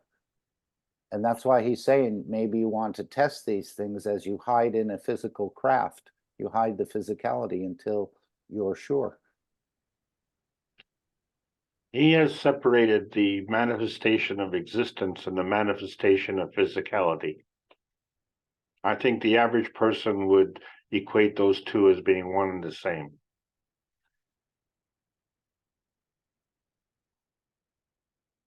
Okay. Shall we try to, we've gotten, I think it's about another maybe 20 minutes or so. We recognize ourselves the way we call your Chinese, your Indian, or whatever, by the shape of manifestation of our soul with the environment of the manifestation where we come from. Then you know the citizens of the earth who are on that planet. And then we become the true man of space. We actually join the universal community and not in the space and time which we have imprisoned ourselves to this planet. Now you understand how the extension of how you as knowledge seekers will come to, in a way, exist and manifest yourself in a space, in transmutation. In one room, you create a magnetic field of the having your blue eyes and green hair.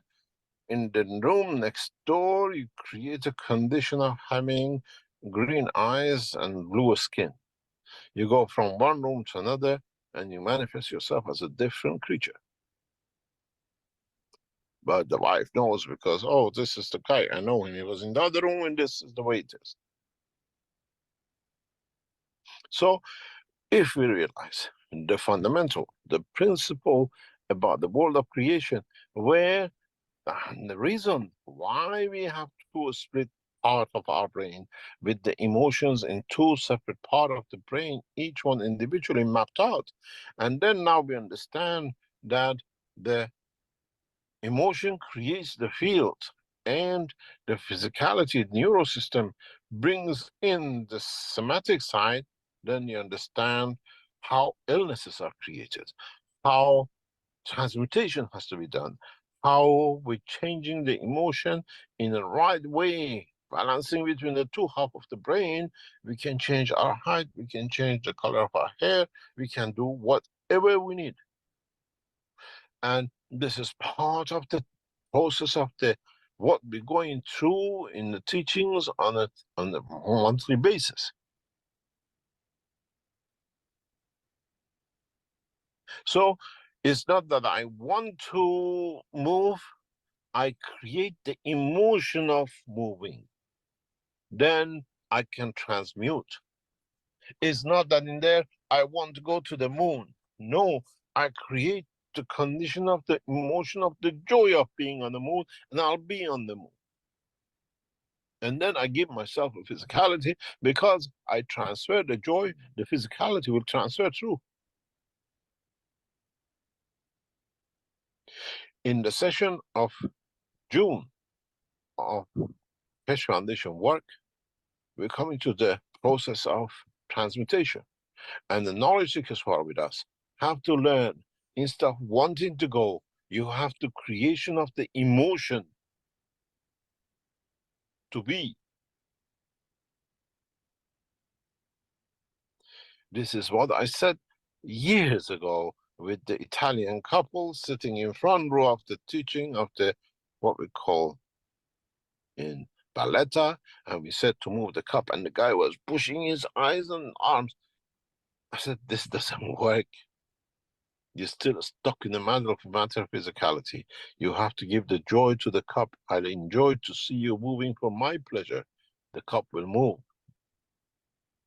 Even if you understood that even a cup has a soul, the physical structure of every atom is a dynamic field that the collective, what we call structure, has made shape of the, what we call the whole understanding of the creation. If you understand this, how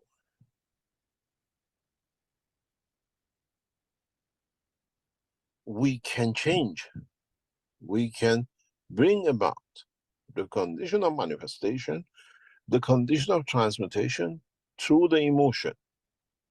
Now that you understand the process,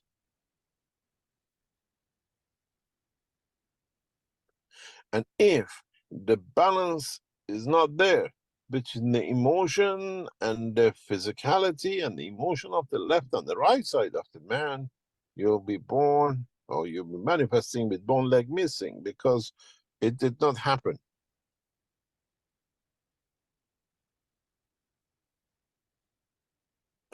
And we see this balance of the creation of the organs out of the fields of the emotion of wanting the organ in the zebrafish leads it to manifest any organ that it loses.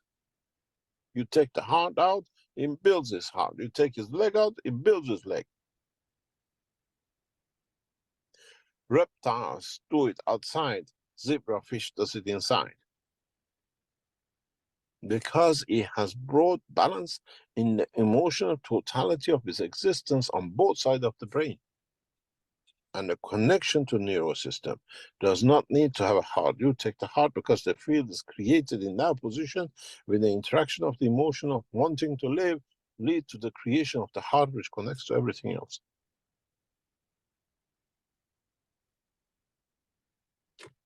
And if, as knowledge seekers, we understand this, if as knowledge seekers, we follow this through, we'll find out that soon we become part of the universal community by our own choice and not by a system. We give you the runway. It's you who has to put the plane on it to take off and be a captain to know how to take that plane off that runway.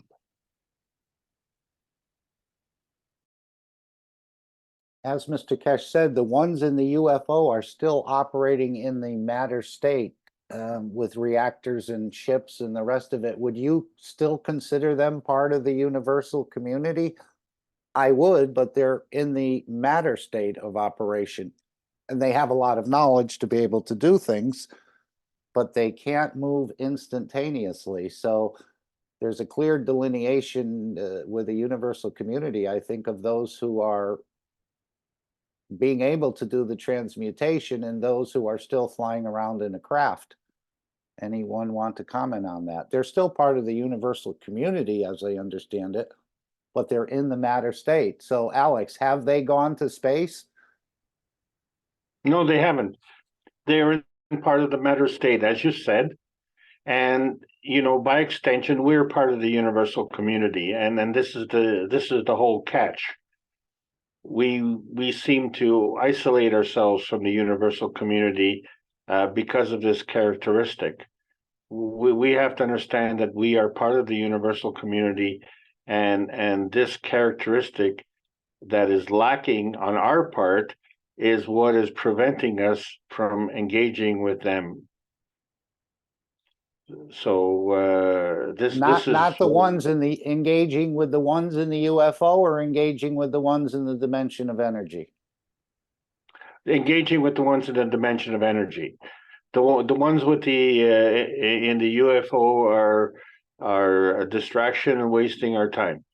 They are you know, good for entertainment, and you know, they have the same issues that we do, and it's kind of like the same thing. You know, you drive around in a jalopy and the other guy drives around in a Rolls Royce, and you know, you say, well, gee, I wish I could drive around in a Rolls Royce. Well, you know, a Rolls Royce is you know, $500,000, and a universal enhancement unit is $10 million. So, you know, why are you shortchanging your goals and aspirations? Right, and you're still connected to the ground with four wheels, whether you have Right. a Rolls Royce or a jalopy. Yeah, but you have to understand that you can't park that Rolls Royce in the parking lot at the grocery store. You know, let's say for my protection, for the protection of my vehicle, I would park right next to the Rolls Royce, okay? Because if someone was gonna, say, scratch my car, they'd rather scratch the Rolls Royce than scratch my car, because that would empower them to show you know, how much power they have over the emotion of the owner of the Rolls Royce. So if you're in the UFO and I'm in the rocket ship, obviously you're more advanced, have more understanding, can travel faster in places, but we're still both in matter state. And still have the same restrictions.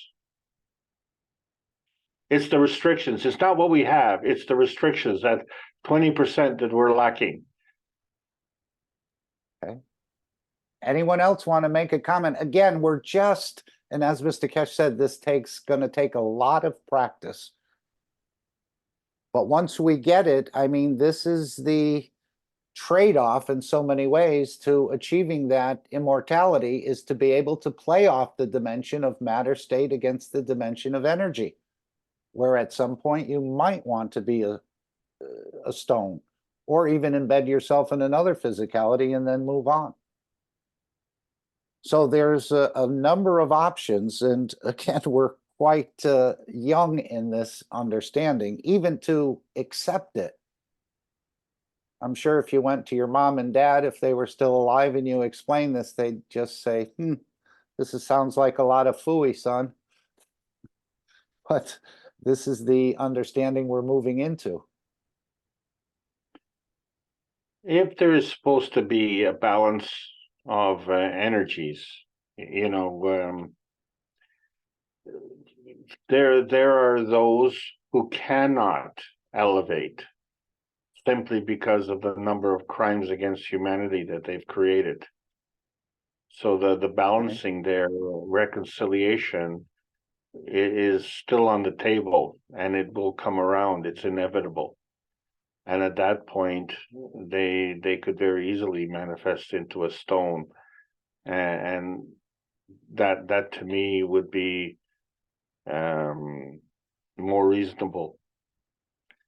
I guess, do every member of the universal community is lacking the same 20% energy like Earth? I don't know that, but they are in the dimension of physicality. So as Mr. Keshe said, they are eating something. He didn't exactly tell us what they were eating, or they're feeding on something. Maybe it's just amino acids being put into the air. I'm not sure.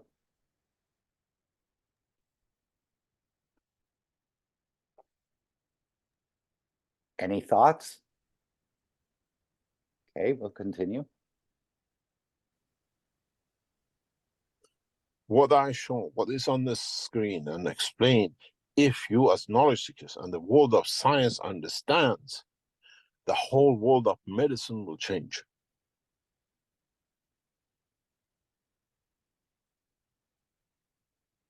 Because up to now, we didn't understand that fields of the emotion creates. Have you ever touched somebody touch your toe and you feel it immediately in the whole of your body? How come? Neural system or matter state in a conductive environment. How come you suddenly instantaneously feel it? This is because of the line of the emotion on this planet, line of emotion sitting on this instantaneous connection.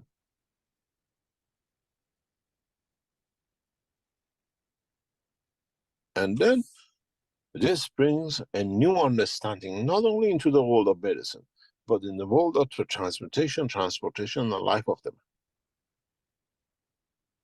Then you understand in a bigger picture how once this soul, this dimension, what we call in the soul of the man, comes to balance with another one, you create Trinity.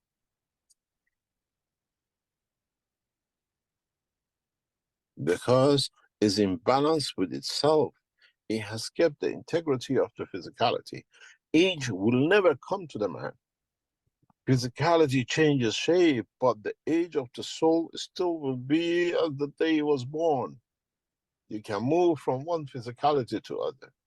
That's the secret of everlasting life.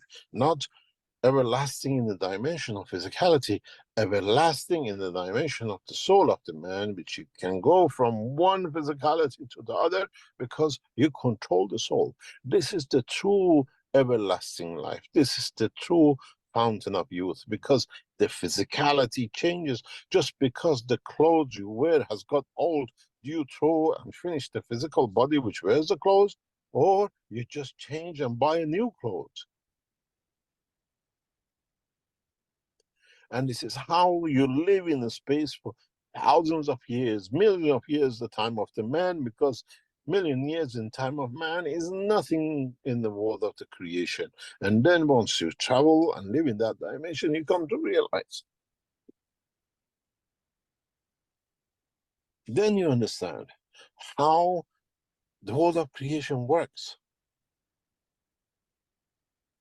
How everything and anything comes from a simple motion division of one plasma unit. You call it the fundamental plasma, which in balance with this environment, giving to live, split itself into two. That not only I live, but I live to live within the environment which I live. That's what hydrogen is. And living to live with the environment which is in it, in interacting with the elements of it, creates water, which is the essence of the life, essence of giving. Why do you have H2O and from it create life? In truth, is H2O is the same two part of the sections of the brain of the man which are in harmony and interaction with the oxygen, with gravitational field, allows absorption of the fields to the others and creates from an atom in a molecule and then the oceans and the universes. And then you need only one hydrogen to create every element of the universe through the emotion, dimension of the emotion, interaction of the fields of the emotion with each other. You can give it any physicality, which that interaction of the fields to sustain the soul and its interaction with this environment creates the emotion and reaction of the field of the soul with the environment. Then it gives you the process of the manifestation through the emotion. So instead of you having a soul of physicality to manifest yourself with the presence of the plasma of the soul, now the environment becomes the soul of physicality. And the soul of the man in interaction gives you the emotion to decide how you will like to manifest yourself at a point of position as what we call the transmutation. You transfer the whole energy, the whole life of the man into one cell, you call it the plasma, to one neutron. And that neutron, in arriving in a new position, interacting with the field of his environment, it divides itself, which the interaction of this, what we call the gap space, the emotion of the man. And Gail, you've been talking to us about reading this structure of the light, I think, and how you become that neutron and then you manifest yourself at the point of arrival. I'm not sure if that's exactly what happens, but Okay. I mean, if you look at the picture of the Magrav that, well, Alex has in his talk, and the way the light is manifested, it actually goes from the one Magrav to the other. And in between, it becomes a cylinder, and it can be very fast because it's not as round and big. It becomes a long, Elongated cylindrical neutron from the plasma to the neutron back to the plasma at point of manifestation, if you like to manifest. But yeah, and the neutron can be, you know, when we look at the Magrav, it's all three matter states: the matter, the transition, and the principle.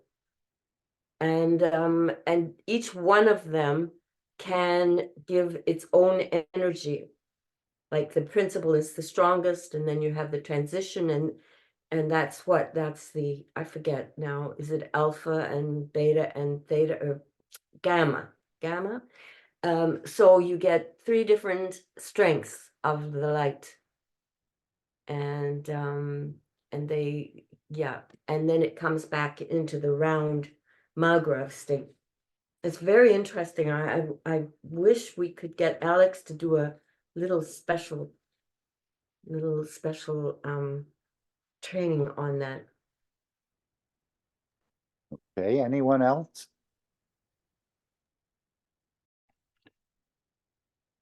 You want me to do a little special training? Sure. Well, yes, it would be fun, actually, because everything that we do, it can't, although Mr. Keshe said that it's all about magnetic fields, that's exactly what's happening with the light. And in his books, it's mentioning communication and transmutation and everything, you know, from the entanglement of light. So it'll be very interesting. Well, what just in the past text that was narrated there, the hydrogen as being the initiator actually doesn't carry a neutron. So it doesn't have the mass to do that, and that correlates with the statements from Richard Feynman, who was one of the scientists at NASA, who said that he could harness the energy of the nuclear bomb inside a thimble. And it also coincides with the fact that we retain enough energy to have enough energy equivalent of 18 Hiroshima bombs, which is an enormous amount of energy, let's put it that way. And yet, you know, we complain about a lack of energy. So, but clearly we have a tremendous amount of energy. So, what we're not accepting that, or we're not taking that into account well enough. We're always, shall we say, crying for the amount of energy that we're deficient in, and so that energy that we're deficient is all part of the process in the giving and taking, and part of the emission spectra. So the hydrogen, in terms of its interaction with the environment, gives a gravitational conformation. But the hydrogen itself doesn't have a neutron until it interacts with the environment, and from there it creates all the elements on the periodic table of elements. So to look at any element on the periodic table of elements as suggesting that it is the creator of the hydrogen, it's actually the opposite way around. The thing is that this is done naturally through the process of the interaction of the force fields from the sun and the force fields from the earth. So that interaction actually becomes an inertia. So the inertia is the manifestation of the existence. So when we're looking at any field of existence, we have to understand that it comes from the combination of two sources. So if we are looking at an element on the periodic table of elements, and if we understand that principle, then that each element is an inertia field that comes from the amalgamation of two other fields, then we understand that from the GANs, which is actually an interaction of two fields, so let's say CO2 GANs, carbon GANs, so that's carbon and oxygen, but it's in a GAN state. And so from that, we can actually drop that down to producing neither oxygen or carbon in the physicality. And those two would be part of the periodic table of elements.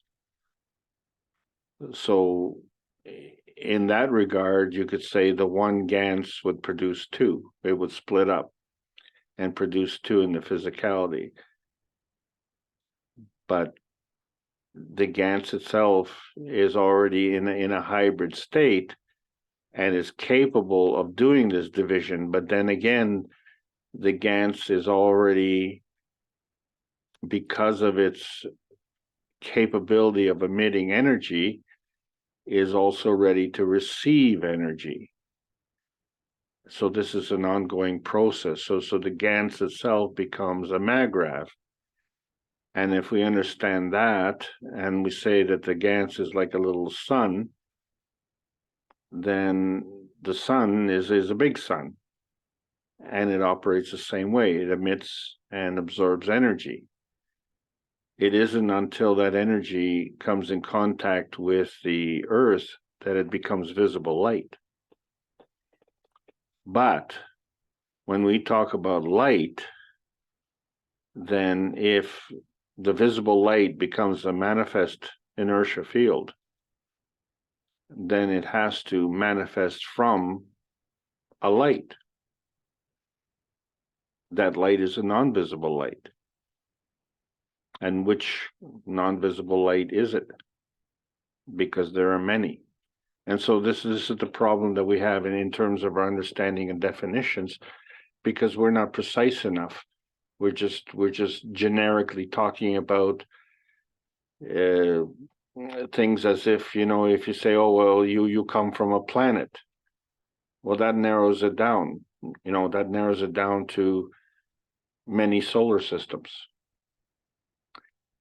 So we need to be a little bit more specific, when we're doing that, in terms of trying to determine where we want to go. But where we want to go from is a position that is the manifestation of our existence. And in that regard, it will be pure. It will be healthy. It will be whole. It will not be polluted with the interaction of the environment. So automatically, in the process of transmutation, by elevating ourselves from the manifestation of physicality to the manifestation of existence, we will be retrograding back to the original intent, the truthfulness of the intention of the soul. And this is given as an example when Mr. Keshe said, despite you're a green man in one room and a blue man in the other room, and the person says, I know who that is, that they're just green in one room and blue in the other room. Well, why? Because the color of the skin isn't a reflection of the soul. It's a reflection of the interaction of the environment. So that person, to be identified, for the purposes of identification, looks directly at the soul. And that's the whole point. If we understand that our true nature is within our soul, and everything else is a facade and contrived, then that begs the question, why would we want to continue in our contrivance, in our fakery, in our superficiality? Why don't we just dispense with all the frills and get to the essence, the seed of the position, the manifestation of existence? And so that becomes our dependence on the truthfulness of the soul, not a questioning of whether we believe the stories we're told or whether we believe what we're being told because someone else believes that that's what we need to know. And so as we, shall we say, gravitate towards the truth and the dependence on the truth to the point that it's reliable, then we can safely transmute. So where does this neutron come in? I'm going to read from this part. I think we already heard it. You transfer the whole energy, the whole life of the man into one cell. You call it a plasma, to one neutron. And in that neutron, and arriving in a new position, interacting with the field of his environment, it divides itself, which the interaction of these, what we call the gap space, the emotion of the man, and then you manifest yourself, and then you multiply. You need only one atom of hydrogen. You need only one neutron. But I thought we said the hydrogen didn't have a neutron, Alex. The fundamental element, the fundamental plasma, which is the hydrogen, to create a universe. This is how the creator created universe, from one plasma, from the interaction of the field within one has created the universe. So where does this neutron come from if he's saying you only need the fundamental plasma, which we're indicating, and I've heard Mr. Keshe say the hydrogen didn't have a neutron. You only need one neutron. Yeah, well, once you have that neutron, being the maggrav, and then you add more energy to that, that becomes an excess. And with that excess, it can give. You can't give what you don't have. You can only give what you have. You either will give or you will disintegrate. So in the process of giving, then you don't give to yourself, okay? You have to give to others. And then once you get that entanglement, so where the two come together. And you only need one to, shall we say, that one spark to ignite the whole thing. It's just like you just need one spark to light the fuse. So the neutron would be in the fuse itself, and the hydrogen would be the spark to light the fuse, if we're going to use that for an analogy. Okay.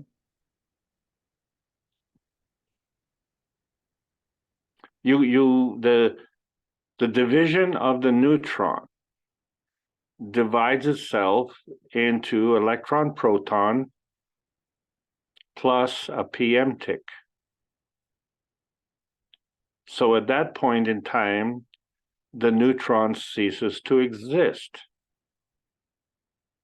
But when you look at the various elements, as they become more dense, they have more neutrons. So they can actually take one of the neutrons and totally disintegrate it, but they will not disintegrate their position because they have other neutrons who are gravitational and will be drawing more energy in. So that energy that's being drawn in will compensate for the energy that has been given. And so this giving and taking process is a continuous process. It cannot stop. But in order for the appearance of that process stopping is the dissolution of the neutron. Once that neutron dissolves into electron-proton combination and a PM tick, then that's over. So now you have the hydrogen, and that stays in a state. But the PM tick leaves that state and goes to another state, a higher state. The transmutation process is done at the higher state, not at the lower state. Okay. So if you didn't like any of the places that you went to in the dimension of energy and you didn't want to manifest yourself, could you create your own universe and set it up the way you wanted it set up in so many ways? Because he said you need only one hydrogen. Okay, this is how the creator created universe from one plasma, from interaction of the field with one, has created the unicos. And this is what you can do. So we can create universes, I think, besides just transmuting or being in different positions, we can create our own universe. And so, Are we taking the carbon-14 that's in our body and taking it to the next level to transmute that to make our own universe? I am not sure. I don't know if I've ever done that before. But yeah, obviously carbon-14 is a main channel of travel and communication. Don't know, it's an important aspect. Well, clearly we see that there's people who think that they're creating their own universe by You mean my man cave? Yeah, that's yeah, your man cave. Yeah. I don't it's nice actually to- have one, but I've You heard of don't. do. Well, according to Dr. John Gray, you do. If you want to survive as a man. Mm-hmm. I just have a question. You know, when there is the the neutron is collecting energies as it goes in its environment, and then in the magnetosphere is not strong enough to hold all of the new energies. I asked the question that you do release the PM tick, and you produce your proton and your electron, but doesn't the original size of the neutron remain at any time? It just seems. There's a range. It operates within a range. So as it takes more energy in, it will obviously have to expand, but it won't burst. And then when it gives, it'll contract, but it won't dissolve. So then it kind of continues on until it gets overly large again. Right. Yeah. Okay. So it's positioning itself in a way that it can give or it can take energy. And in the giving and taking energy is on the behalf of something. And in the process of doing something on behalf of something else, it actually does it for the benefit of itself and its existence. So the existence of the neutron is dependent on a coexistence. And so that dependency becomes an interdependency. And that's the problem that we're having on this planet. We are not recognizing the value and the importance of interdependence. The interdependence is only there to suit us. So the general of the army is dependent on the soldiers of the army, but he's willing to sacrifice his soldiers for the sake of his own personal security.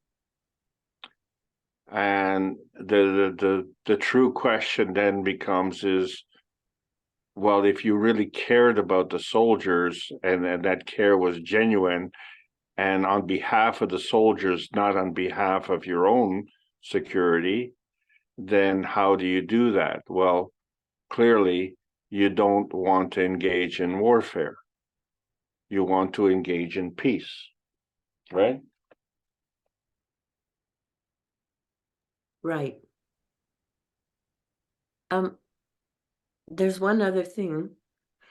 The big question of the bending of the light, it's not bending. Otherwise, Einstein would have been correct in his estimation that light is energy and it's constant speed and all the rest of that stuff that has been debunked. As I understand it, the light interacts with all the energies of a star, for example, and it's maintaining its maglev cylindrical shape, and it can go from one maglev to the next. It positions itself. It doesn't bend. And when we say positioning and we think of fields, does it mean that the field kind of pushes itself away from the star, for example, because it will be hitting into another field? If that makes sense. The transport goes from field to field, but we have a unique characteristic in the in-between space and within the core space, and that is the vacuum condition. So there aren't any fields in there. So that allows things to travel without interference. And that there's a unique characteristic that comes around from perpendicularity, and that has to do with the fact that fields that are perpendicular to each other are non-visible to each other. So when you get into the highest energy state, which involves the vacuum condition, because that is the actual separation, the actual repulsion of the various fields. So if two fields are repelling, that means there's nothing in between, nothing left in between. And that becomes a pathway, the gap that Mr. Keshe is referring to. So that gap is extremely important. And as we navigate through that gap, we navigate through attraction and repulsion, but the arrival is based on the gravitational affinity that is complementary to the fundamental nature of the fundamental particle, that connection, that connection that we have. So that makes sure that we arrive in a safe and secure place that not only is welcoming to us, but also has a predisposition to our soul, which is also having an emotional attachment, and of course it is projecting that. So the soul already has the capability of projecting that, and is doing that at a higher rate than we are in the physicality. That's why we need to have more trust in the soul. And there's every example under the sun that shows that the interaction of the soul of the man and the soul of the physicality is what created the physicality, and yet we choose to ignore that. So the moment that we accept and acknowledge that and bring that within our daily practical activity, and understand that it's not something that we have to turn on, it's already on. It's just that, we have to stop making excuses. The book of excuses is closed now. We have to accept the reality that this is how the universe is created, and our own contrivance of how we think the universe works is not working. And that's all the evidence that we need. That's all the evidence that we need to reject the current traditional views of physics, not because we're belligerent, but because it's not working. There has to be a coexistence and an interdependence in the universe, and then when you look into the rest of the universe and you see how it works, those are the exact ways that it does work.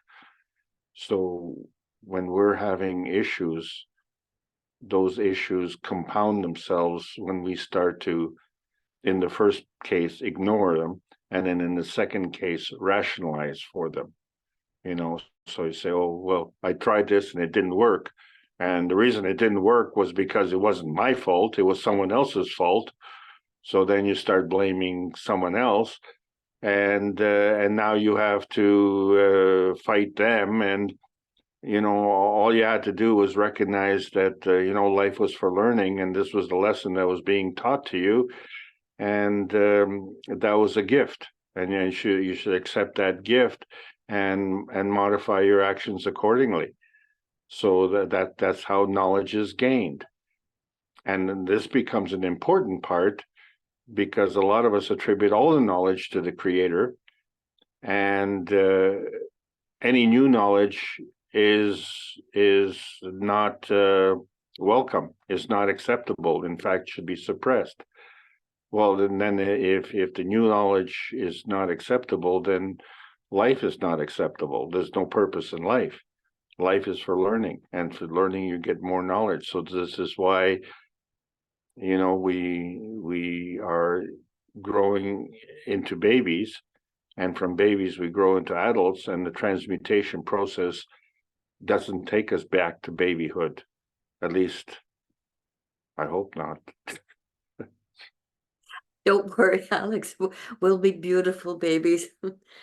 I think the womb of the universe will be able to look after us. I hope.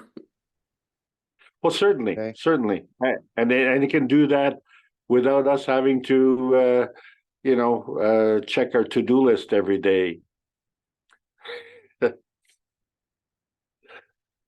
Go ahead, Mark. Yeah, no, it certainly appears that we have the total package within our structure. It's just a matter of learning how to use it. And no one's ever told us this before. And again, it's for you to unravel it, investigate and understand for yourself. So let's see if we can get to the end of this. I don't think there's too much more. and then you manifest yourself, and then you multiple. You need only one atom of hydrogen, you need only one neutron, the fundamental element, the fundamental plasma, to create a universe. This is how the creator created universe, from one plasma, from interaction of the field within one, has created the unicos. And this is what you can do.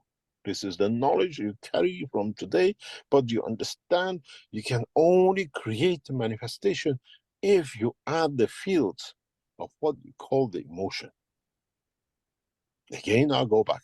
From the first teachings in the medical side, I kept on saying the emotion in the layers.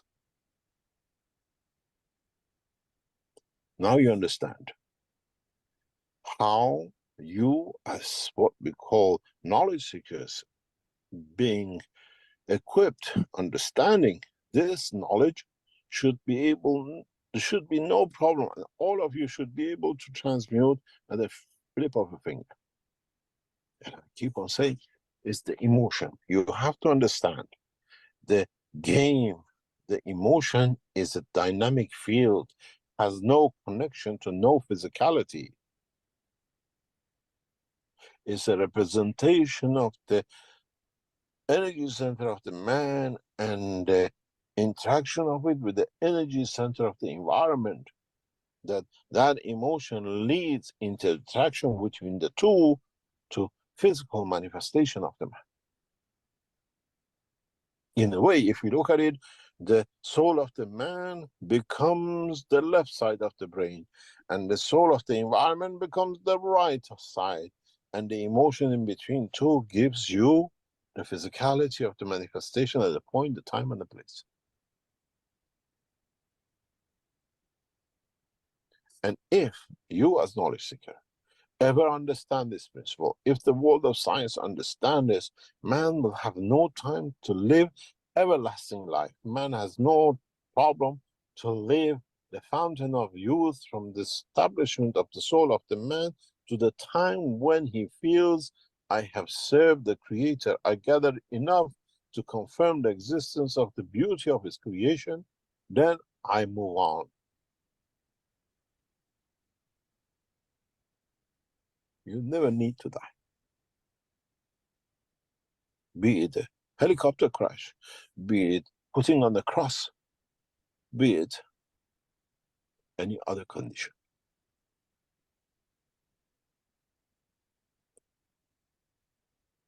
Life is precious, but if and if only exists in the dimension of the soul, in the dimension of interaction of the soul and the emotion of the emotion created by the interaction of the field of that soul with its environment, then you can live anywhere. All you need, you move the soul till you find a time and place and position. One day a shepherd, another day, another thing, hundreds of years later, another thing, because 1,000 years in the life of the space and universe for the soul is a flip of a finger, but the man, ooh, is 1,000 years, 2,000 years. Then you understand how man has gripped itself with the fallacy of time, which doesn't actually exist in the dimension of the creation, because time starts from the position where the interaction of the emotion with dimension of field of the environment leads to startup of a new combination of field works we call the life.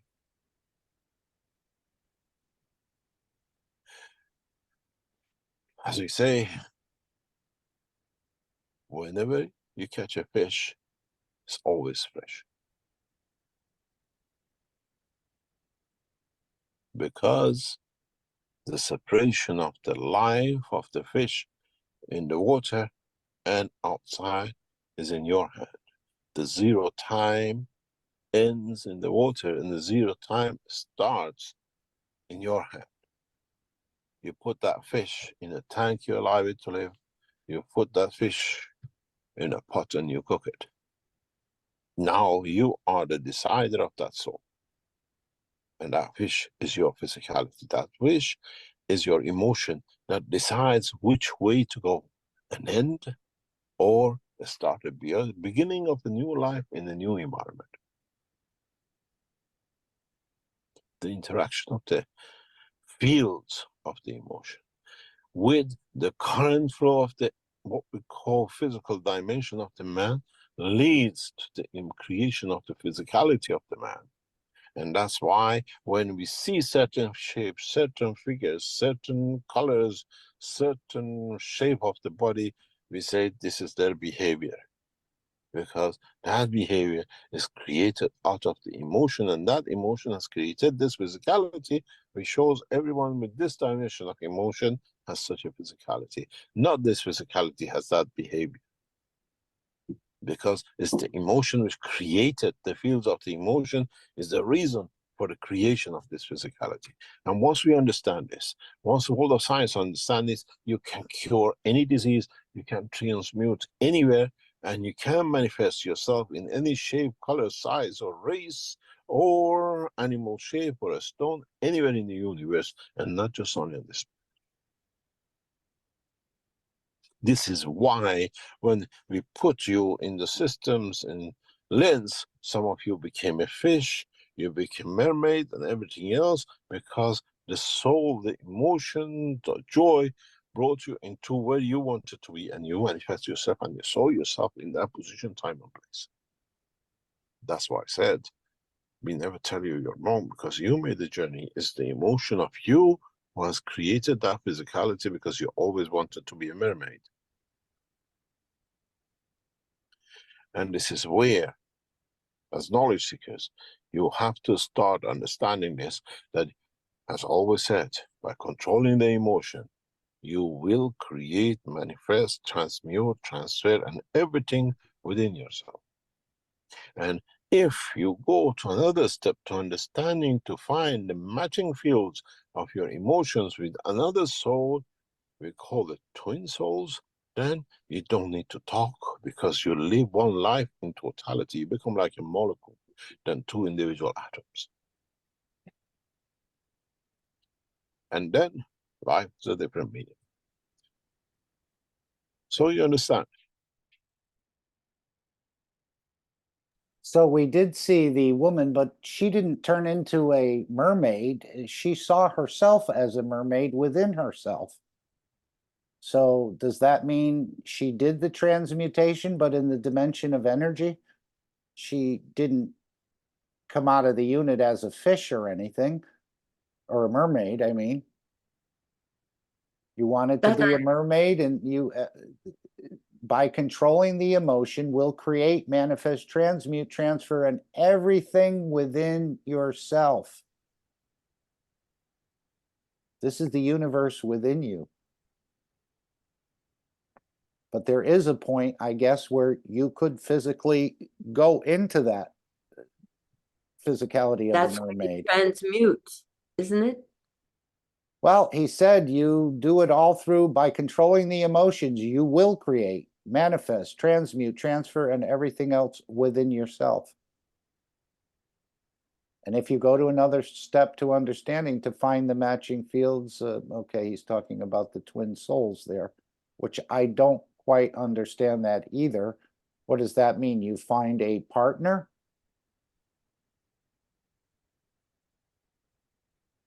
And then you don't need to talk. You can just feel the emotion or energies of the other one. Does not need food.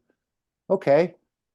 We'll go back to it and just finish it up. He's concluding here. But again, amazing teaching. As he said, we need to listen to this a number of times and try to put it together. But at least we got through one time here.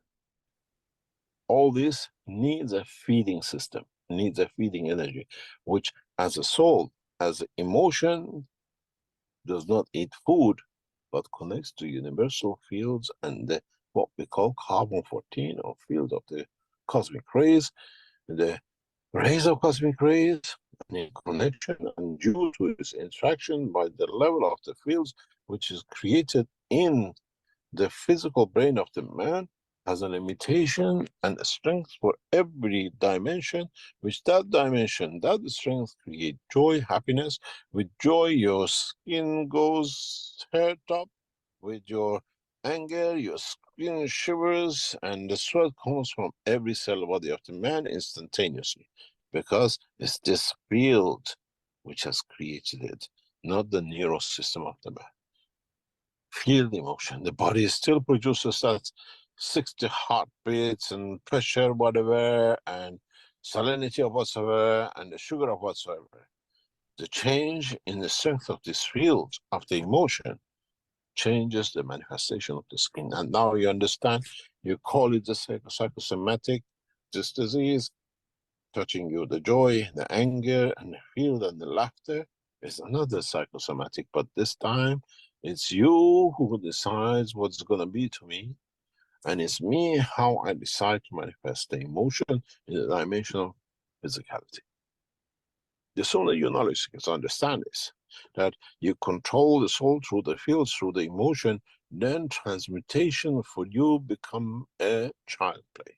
And as long as you're trying to get yourself this physicality, everything with you on the backpack, try again and again. In the trials of last week with the knowledge seekers on a monthly basis, we could clearly see this. And how one knowledge seekers can bring the rest of the knowledge seekers down. And change the position, because they are in the environment of the plasma of the system, and they're all affect each other.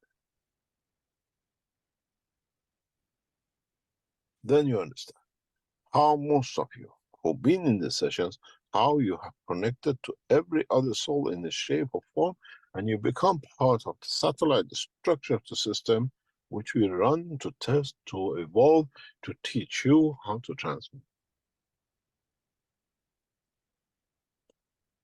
I hope from today's teaching will come understanding, and it will change the course of the history and the medicine of the man. And one day, scientists, when they open these teachings from today, will understand how far ahead the knowledge is, but the man needs to understand step by step that they can open up. And this is why 10 years ago, in the teachings of the what I call health teachings with another knowledge seekers, we kept on speaking about the emotion. Now you understand how important the emotion is in that dimension of the interaction of the fields of the man with its environment, of body of itself, which leads to its own manifestation. And then if you step further, if you understand this in another level, you understand how you can change the genes, that you have no children with diseases to be born, because you elevate, you transfer, you create the dimension of the fields, which changes the plasma dimension of what you call the DNA and what you call whatever else, because they're all packets of energy. You bring it the balance, you bring it the emotion fields, that the fields of the structure find itself in a balance, and no child will be born handicapped, no child will be born with deficiencies, and no with defects. I hope you knowledge seekers understand this, because if you bring that deficiency in the soul of you in transmutation, it's you who will be born with those defects in the new environment which you started life with. So you have to understand this, that you through this never create a child with defects, because that child in the new environment is you. And you have to understand the totality of the emotion of the creation, the totality of the science of it, that how emotion in interaction in the field of environment leads to the Keshe manifestation of the physicality of the entity. Listen to this teaching a number of times, and then try to understand. And then in the next sessions of transmutation, you will transmute in no time. And you don't need to ask yourself, did I go there? I saw such a thing. No, I went there, I did because I decided. Now we gave this chance to our knowledge seekers, like, you leave it to you, you decide what you want to go, where you want to go. for you to understand your fears of handling your emotions, because the emotion is the manifestation. And those who have the fear of handling never go anywhere. I didn't go anywhere, nothing happened to me. And the others travel the span of the universe the way they. We go for a break, we come back.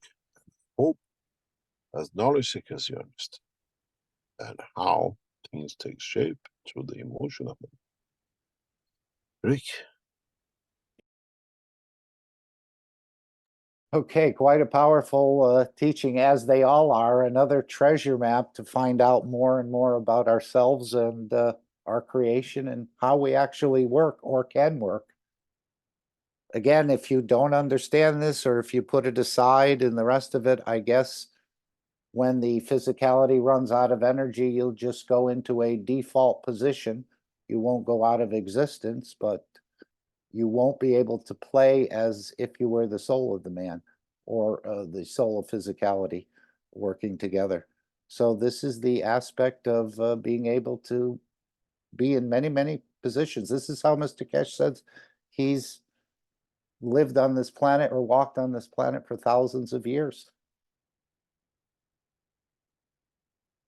And again, did he actually physically die and then became a child?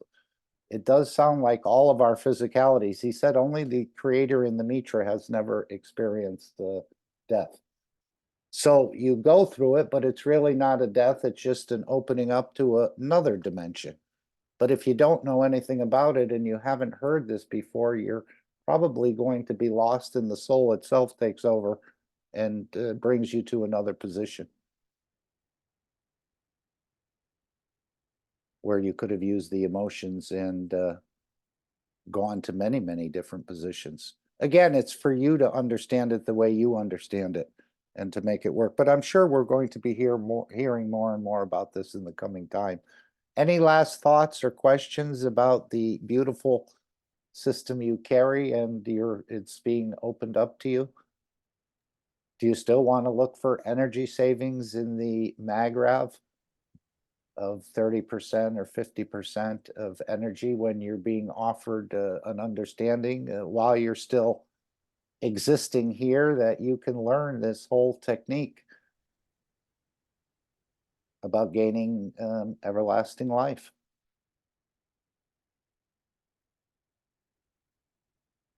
And again, it's all up to you which way you want to go with it. Yes? Well, Mark, I'm really glad that you brought this forward this way. It's amazing this 20 minutes went for almost 3 hours and 20 minutes. So the simplest way, and I'm looking for a simple way to describe this, is when I'm going to sleep and I want to go to sleep, I just can't do it. And then when I finally give up and I'm just too tired to want to go to sleep, boom, I go to sleep. And that kind of is a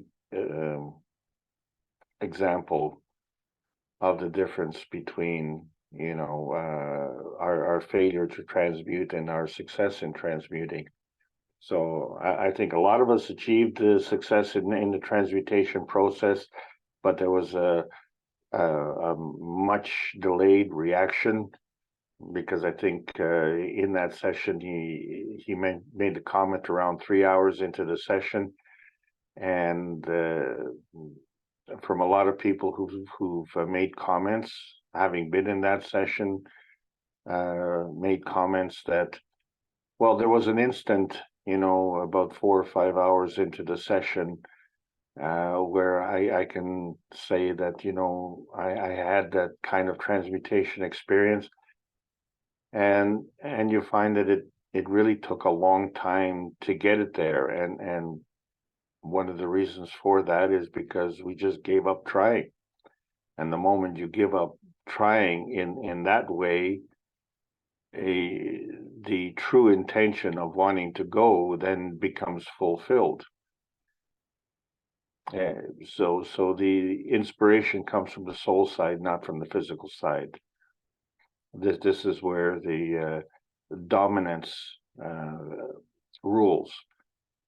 So the higher strength feeds the weaker strength. So the dominance of the soul will rule, but the dominance of the soul will not rule as a dictator. Will rule as a provider. And all we have to do is accept that and understand that that is a gift. Thanks very much, Mark. Yeah, no problem. Again, we're doing it in the dream state and your body isn't moving at all. He said you're going to have a hard time to try and take your physicality with you. So you can have a dream, you're in the neighbor's yard or whatever, you see that the lawn is green and the rest of it, there's no physicality there. It's all in the dimension of fields that it's going on. So when he says manifest yourself in the physicality, the girl saw herself as a mermaid in that dimension of physicality, but did she really physically turn into a mermaid? Or is this all going on within the interaction of fields? Is this the universal community dimension that we're talking about here? You don't leave the bed when you're dreaming, but yet you have all kinds of vivid, you see yourself, you see other things, but none of it's really there in the physicality. It's all in the interaction of fields.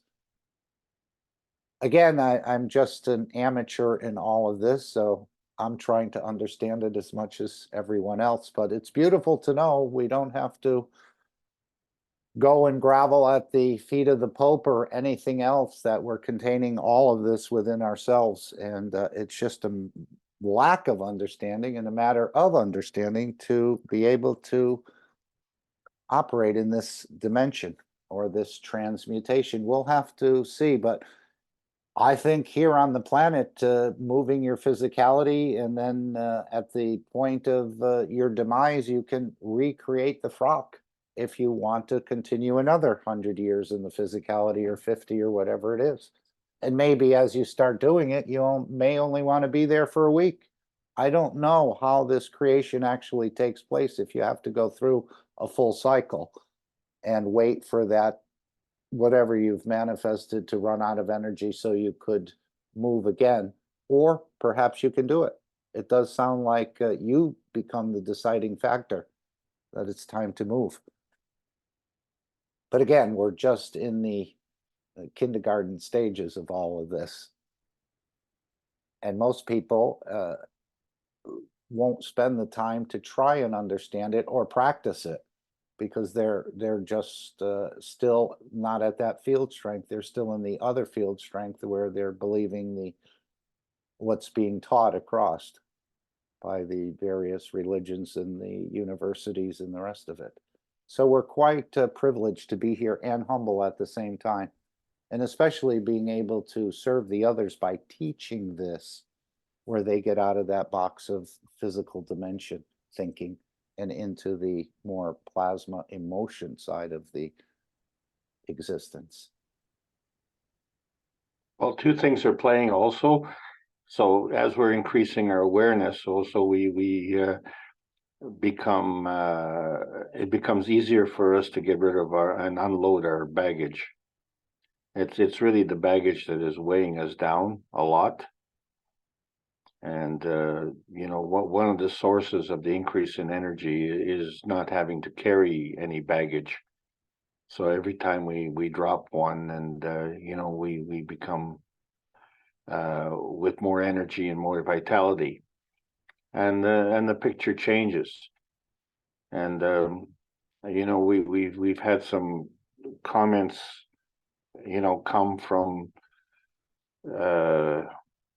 when people are looking at changes in their life, and they say, "Oh, you know, that was a huge change in my life. It was the most monumental change," and that becomes the first change, because at that point, the impetus for that change is the awareness that everything else is not working, and that you're bundled with all this excess baggage that you don't need. And so at that point, you start dropping some. So never will you have as much as you had at that point, and that's one of the reasons you just don't have this noticeable change. And so the rate of change becomes more subtle as we go, but you're still on the road to, you know, the healing aspect of it. So it's the rate of change that determines how long it takes, and there's no predetermined rate. It all has to do with our acceptance of the true reality and the trust that we have in our soul. And the sooner that we can do that, the sooner we can go ahead. But one of the things that was also mentioned during the sessions was that many of us have already exhibited the necessary characteristics to do this transmutation, and probably that was the thing that was most confounding, was that, you know, you kind of come to the finish line, and for some reason you pull a U-turn. You said, well, you know, one more step, and you'll cross the finish line, and it's, no, I'm not going there, you know, and you wonder why. Yeah.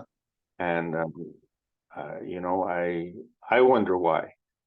And I think a lot has to do with the conditioning. And, you know, we just have to keep repeating to ourselves that the universe is a safe and a benevolent place. And basically can't wait for us to get our act together. So Right. I'll leave you. Yeah, no, 10% of it is the knowledge. He said 90% is the lack of trust or confidence within ourselves to get this done, which again, you would think it would be 90% knowledge. You got to know how to do this. You've got to learn it, or you've got to understand it. But no, it's the lack of trust. So only you can boost up that trust within yourself. I'm not within your structure. You're not within my structure, as I understand it, even though we're connected. But you have to make that decision of this trusting the soul. But I think once people experience more and more of this, it will become widely accepted among some. Again, I don't know what the breakdown will be about those who want the faster plane and those who are interested in transmutation. But as Claudia said, maybe the transmutation will be used just for serving. So we still have a lot to learn, but it's fantastic that we're here, and it's quite exciting that this knowledge is being opened up to us, even though we're containing it all. Why isn't the soul saying, hey, guess what? You know, we can do this and we can do a lot of things together. But I guess it's catch me if you can. We need to catch up to the understanding of the soul and how it works, which has been hidden across the board. In every religion, it seems it's been hidden. They may give you an aspect, but never the total package. Well, Mark, you see, perhaps you've noticed in our society that there's a lot more people, whether they understand it or not, are leaning towards a more healthier lifestyle. And, you know, so they're more concerned about the quality of the foods they eat, or, you know, the just trying to detoxify their bodies and all of that that's going on. So not commenting on their method, just commenting on their desire to want to do that. Mm-hmm. But commenting on the method is that it always is some kind of physical solution, like, oh, you should, you know, take this vitamin or take this drug or eat this kind of food. And, you know, ignoring the fact that, well, not recognizing that the energy combination comes from the direction of the soul. So it's sure, you don't want to eat toxic food. That just adds more burden to your toxicity. But you don't need that added burden. But what you do need is you need the relief, and the relief will always come from the soul. So, when I look at that occasion when I got my health back, what I did was not what they would call conventional, and to this day, that is called unconventional. So, as it was described, what the process that we took was not according to generally accepted practice. And I just thought that was very curious, because generally accepted practice was a failure. So, why would we want to continue with generally accepted practice? And they said, well, that was the best that we had so far. Yeah, well, I found something better. Okay, so, and the proof of it was that the generally accepted practice was a failure, and the unacceptable practice was a success. So, since I'm involved, I'm going to vote for success. And even though I didn't understand why it was occurring, it was not something that I could go to the local grocery store and eat or anything like that. What I could do was not toxify my body to the extent that I was doing, work towards detoxifying my body from the condition that was in. But the impetus to create this was to create this environmental field within, which was converting the energy properly, because what I was doing was converting the energy improperly, and I was failing. So not only, shall we say, I wasn't getting even the 80%, I was getting less than 80% if you that we would normally get. You get less than 80% if you're taking in toxins or creating toxins or failing to detoxify, right? So just to get back to the 80% was a tremendous revelation. And then at that point, then, you work to have a better quality of life. And so all of that works together. So, that from a soul standpoint, that impetus is there, but it's kind of in a paper bag and it wants to get out. And that's what was so funny at the transmutation sessions. The door was kind of open to the jail cell, and nobody really wanted to leave. And it's like, I can't believe that you don't want to leave, and so it wasn't, there was more than just the door was locked, that there was a belief system and a true belief system. So the words had no meanings. It's, oh, the door's open. Yeah, I see the door open, but that still doesn't, cause me to want to go through that door. So there's something missing, and that missing is within us. So we are the creators of our environment, and we are the responders, to our emotional conditioning. And we have to understand that the universe is a benevolent place, and is always seeking our best interests. And because on Earth, if someone is saying, "Well, I'm doing this for your benefit," is that really true? You become suspicious the moment you say, "Oh, I'm doing this for your benefit." Oh God, help me, please. You're the last person I want helping me.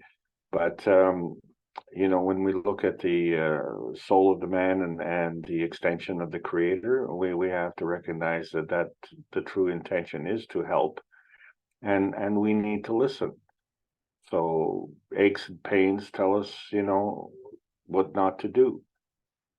And at that point in time, it becomes a watershed moment, and it changes your life.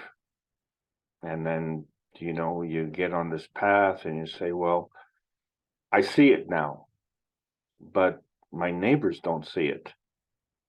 And so this becomes a real problem.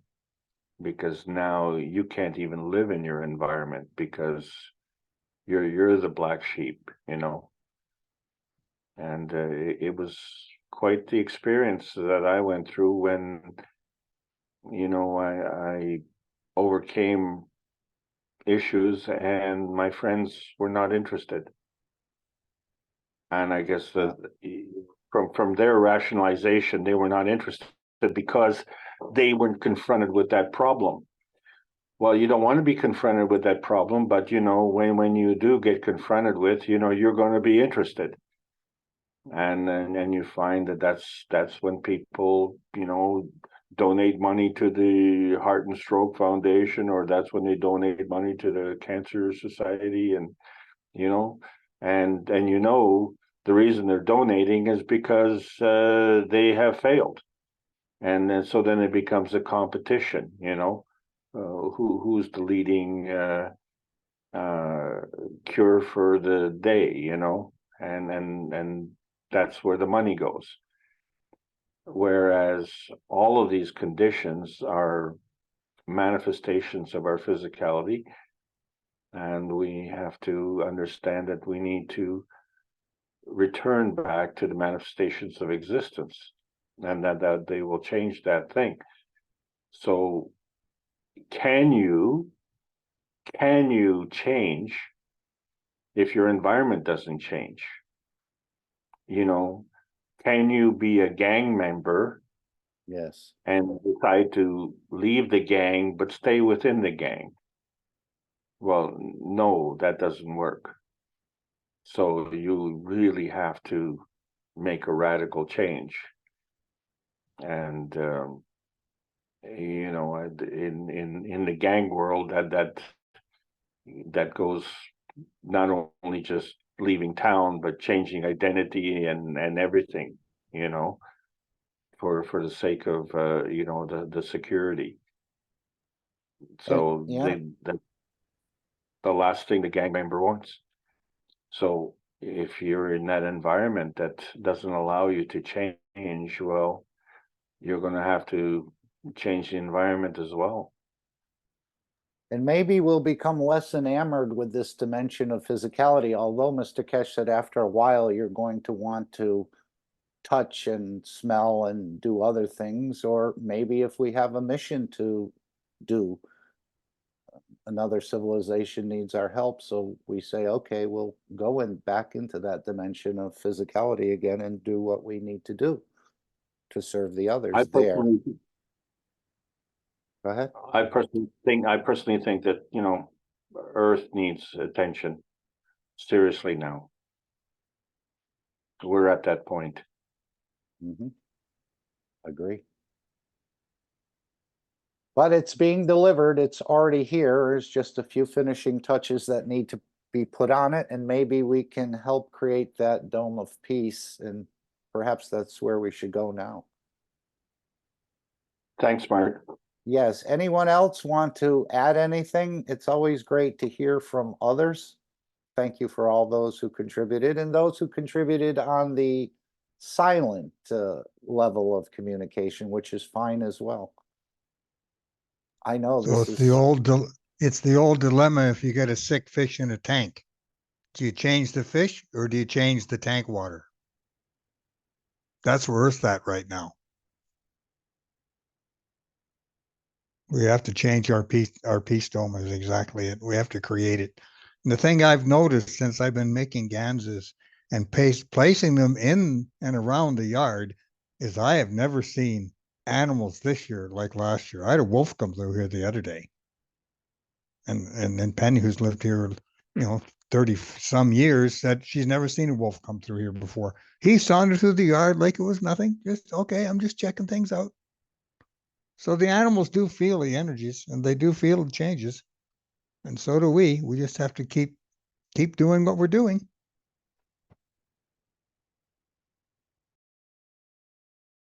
Agree. Totally agree. We'll make a breakthrough. We're all going to make a breakthrough. As I said, we're already doing many of these things unconscious to ourselves. You thought of the person, the phone rings, and these things are all happening.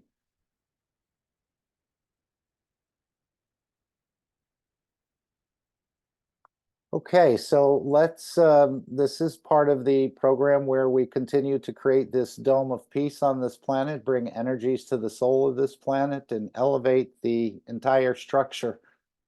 And when we complete this, then it'll be time that we all can move into the universal community in so many ways, and not in the way of the UFOs, because he said we're just changing one matter state for another, so we haven't really done anything. And I'm sure the ones in the UFOs are going to be happy to interact with us once we become more peaceful. And we'll share knowledge with them, and they will share knowledge with us. As Mr. Keshe said, it's going to take more than all of us on this planet to fully open up this knowledge, which will probably continue for centuries in the future. It's not only understood, but it's going to be developed. And I don't know what the final development will be. But it does sound like just for you to understand more about the whole process, your own creation, understanding yourself. I see Selena just joined us, and that was a very nice question you asked. And as Mr. Keshe said, we haven't developed a system to figure all these things out, where one soul gets in the way of another soul, or, you know, have they decided, have the souls agreed? Somehow, probably, most likely they have. But thank you, Selena. That was a very nice question you asked. They were all nice, as I said. Ivan's question, which we made into a little video, we can watch that. But let's create the Dome of Peace. And again, this is something, the first step of the Dome of Peace is something for our physicality to do. And let's just hear that. Thank you, Stefania. I don't know if anyone want to read this Dome of Peace. Anyone want to offer? I With a will nice read it voice. for you. Okay. This is what came in and what is now become a pattern. This from a guy, I don't know him, but it says, please remember this Sunday and every Sunday from now on, till we raise the soul of this planet to a peaceful planet. Keshe Foundation knowledge seekers worldwide will spread the gas waters around the world at 12 p.m. Central European Time and or 18 p.m. Central European Time every Sunday at the same time as they choose which time to suit them. Thank you for participating in this greatest movement by the soul of the man to bring about the peace on this planet as the permanent feature of the life of this planet. And of course, the Brazilians have made a little slide here where we're calling all knowledge seekers. And this is where we release the Gans waters. They have a modicum of intelligence, as I said, and they know where to go and they know what to do. So something for our physicality to work on. And you can join all of us around the planet. The Chinese have been doing this for quite a long time, probably close to a decade now, of releasing Gans waters to create this Dome of Peace, something for the physicality to do. If you're not sure about making Ganses, you can go to the KF Wiki, Keshe Foundation Wiki, and learn about making a Gans and just releasing these Gans. And this is something for the physicality to engage in. At one point in time, he said it would connect the wellness centers together as well. So there's probably multiple reasons, but the main reason is to elevate this planet to a permanent peaceful condition. And this is just one of the ways. Of course, the next method is to use the power of the souls, which is the second step in the Dome of Peace. Where did that go? Okay, and thank you, Stefania, and thank you, Shweta. Anybody wants to read the Dome of Peace? I mean, beautiful souls. Here. Okay, I'll read this beautiful presentation of Dome of Peace. And the Dome of Peace is already here. All the knowledge seekers, truth seekers, lovers of humanity has built it in a way, spreading the guns, loving each other as shareholders.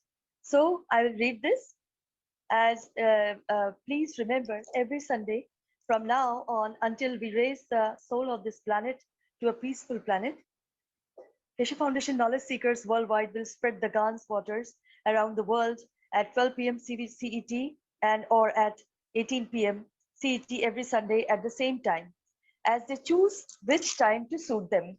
Thank you for the participation in this greatest movement by the soul of man to bring about the peace on this planet as a permanent feature of the life of this planet.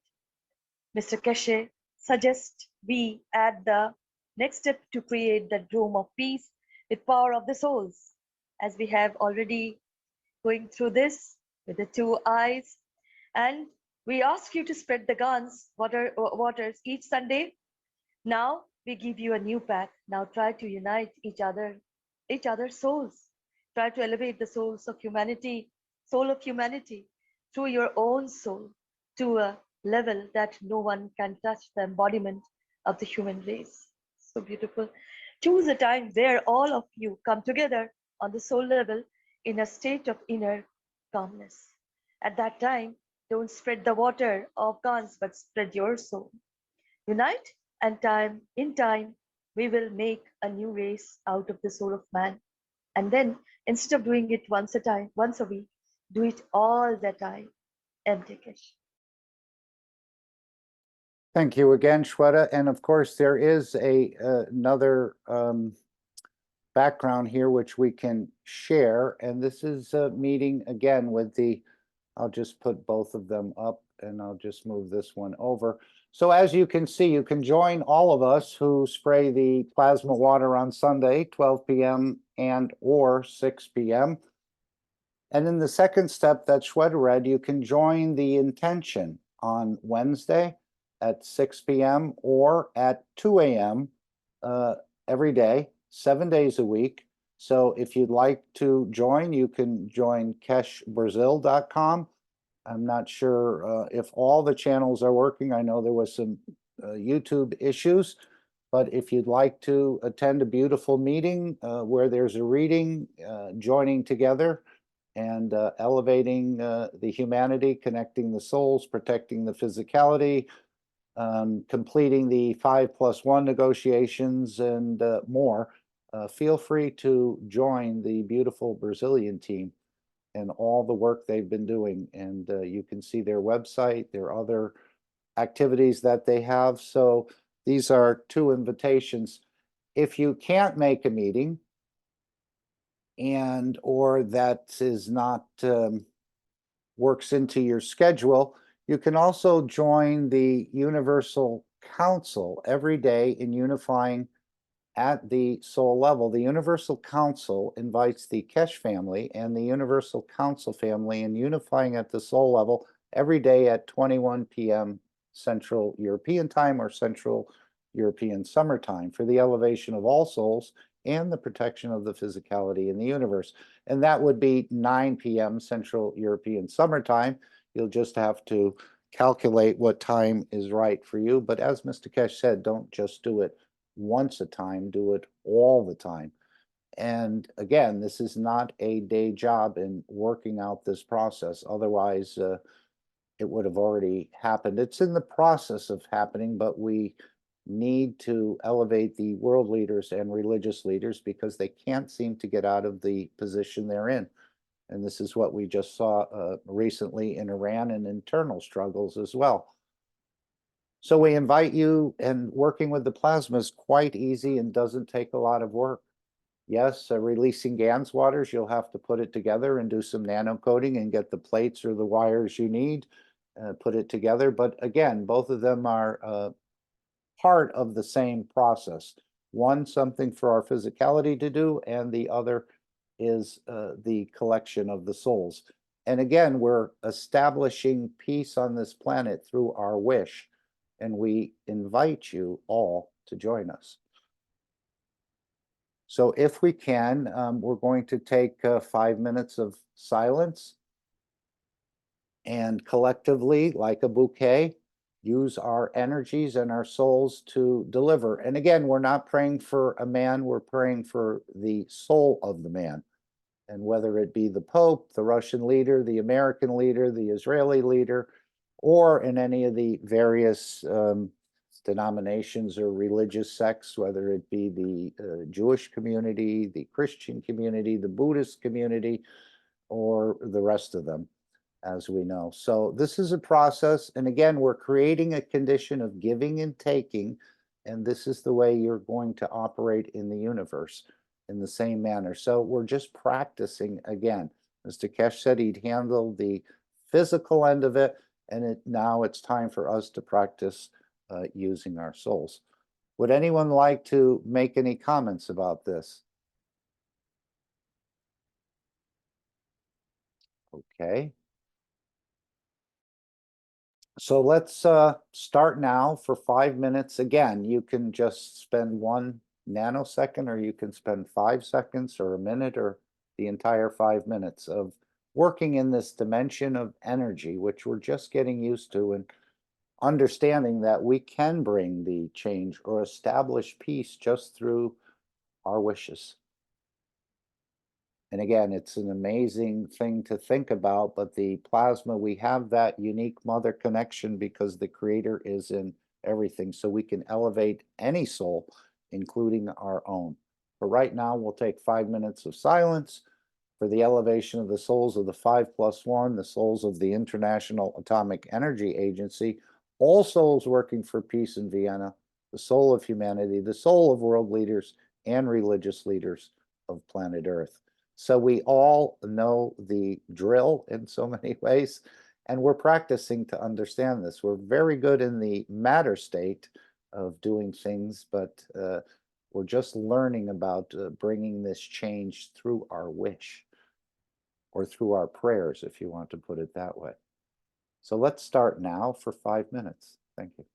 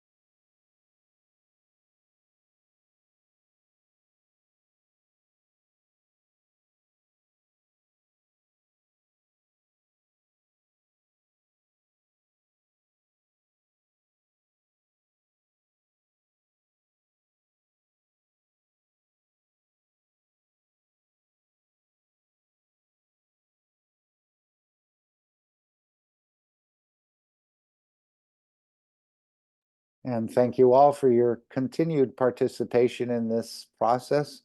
And just wanted to remind everyone that the first Saturday of every month, you can join with Claudia and Marie, questions and answers with the Universal Council.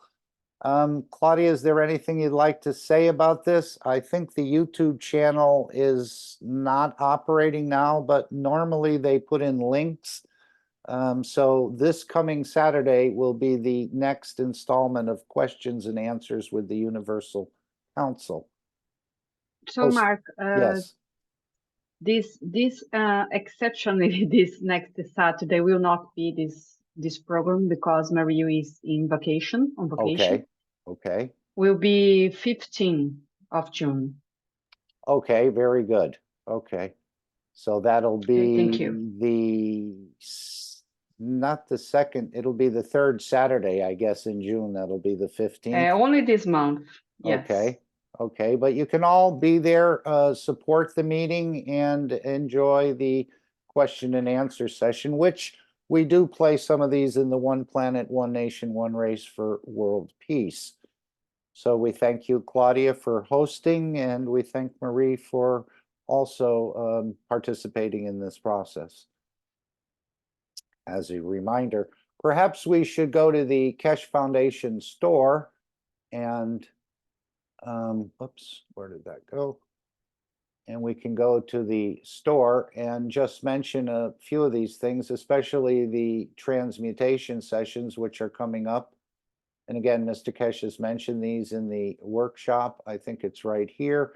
Transmutation preparation sessions where the system is being tested, other energies are being added, and it's normally the third Friday of every month. And this is how we help to develop the system, but also keep the Keshe Foundation free for humanity.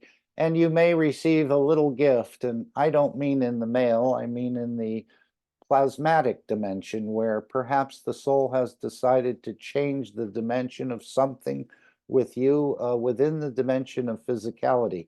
But the main point is to keep the Keshe Foundation free, allowing the development of the system and for the scientists and the doctors and the others to learn what energies perhaps produce what. We don't know a lot of details about this, but we have seen charts and we have experienced, usually people experience unique things individually within these sessions.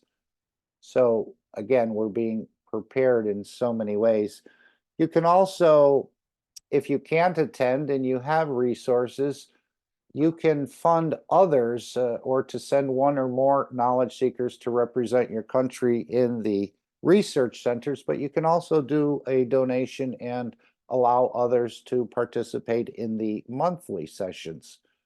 And again, you can just make a donation and address it to the transmutation preparation sessions that someone may receive a special gift. I know it was very nice to hear Stefania, who wanted to go to Sanya, and she was wishing everyone well.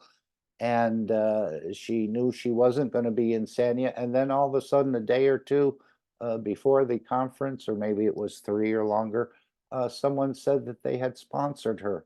And what a blessing for that individual. And of course, she's sharing with all the rest of us. So we thank that individual who sponsored her, and hopefully you'll consider sponsoring others, whether it's a small amount, you don't have to pay the full amount, but make a donation to the Keshe Foundation, again, to keep the foundation free for humanity.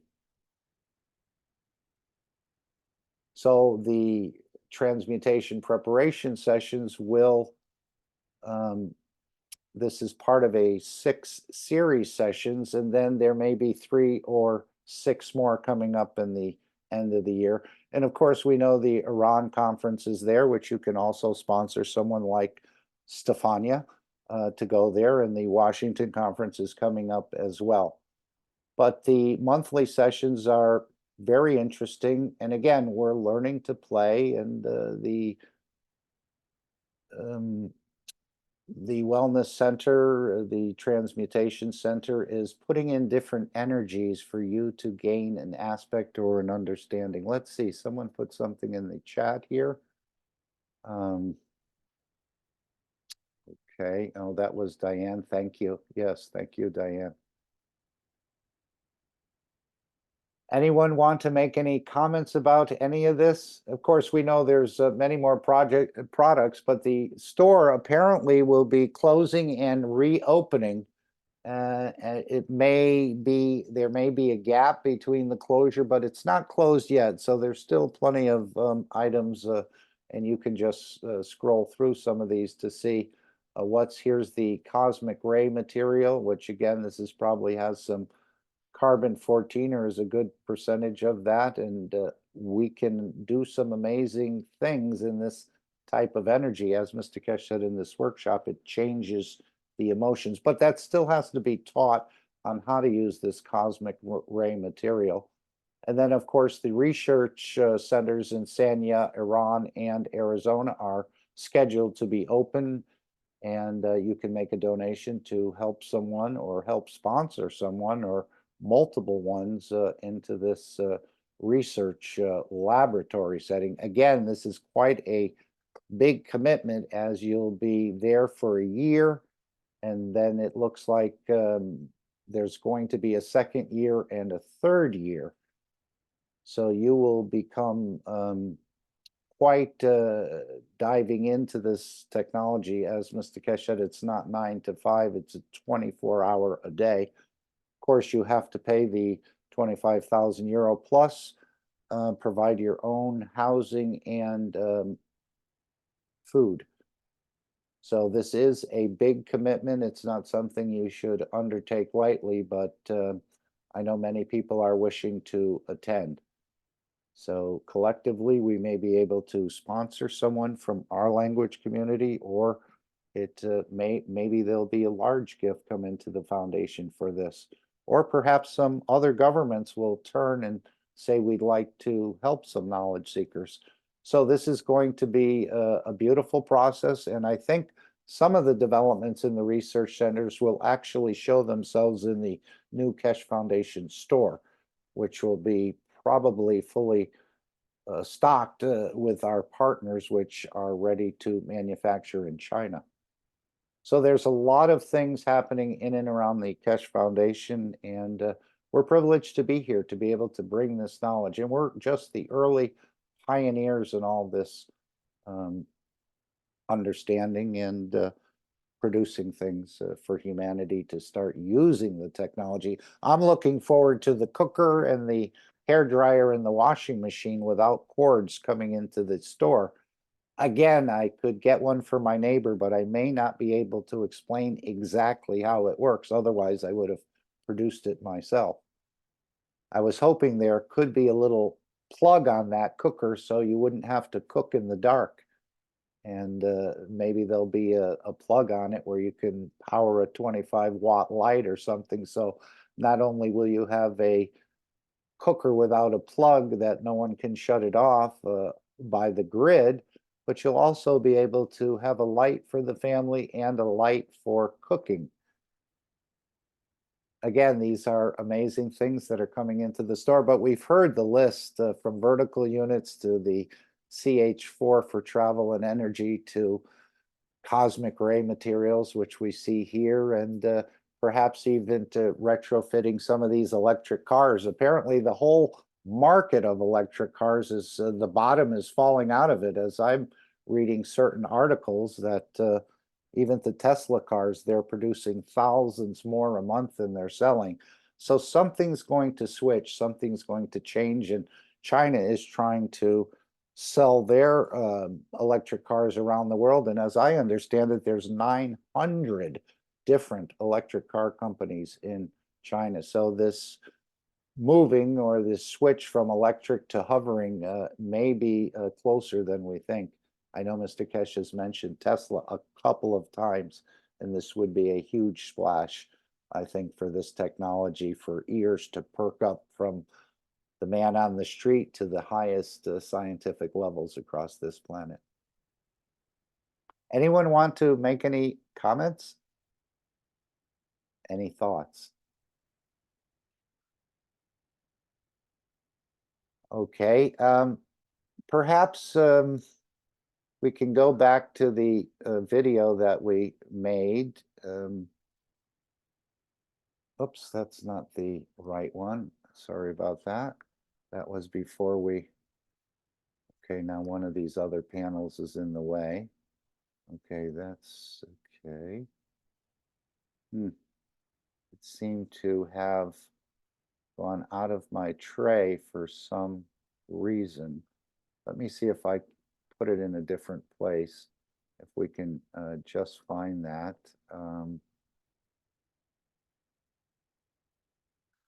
Okay.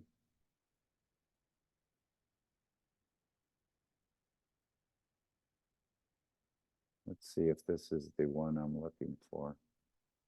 Yes, okay, this is about 12, no, 14 minutes, but we're gonna go past the beginning. And this was Ivan's question to Mr. Keshe in the, okay. And I just took his quote, you have put a block on the, whoops.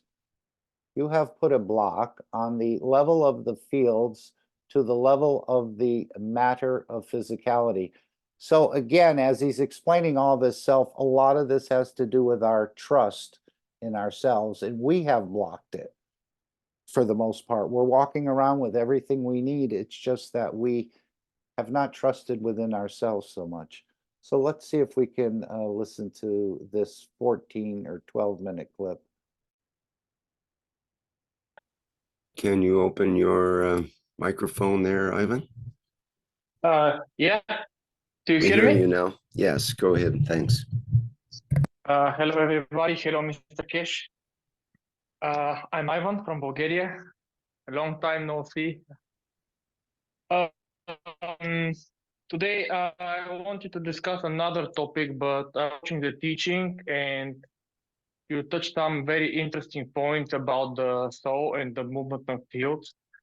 So, in a way, I'm just wondering how to structure this in the correct way. So, may I present a little bit of understanding, like practical understanding, how we can go into the field? And maybe if I go wrong in the direction, you can just correct me. Hello? I don't understand what you're talking about. You have to explain yourself. I mean, today you were speaking how the neural system is connected with the fields of the soul, and how we can change and transmute in different ways and forms.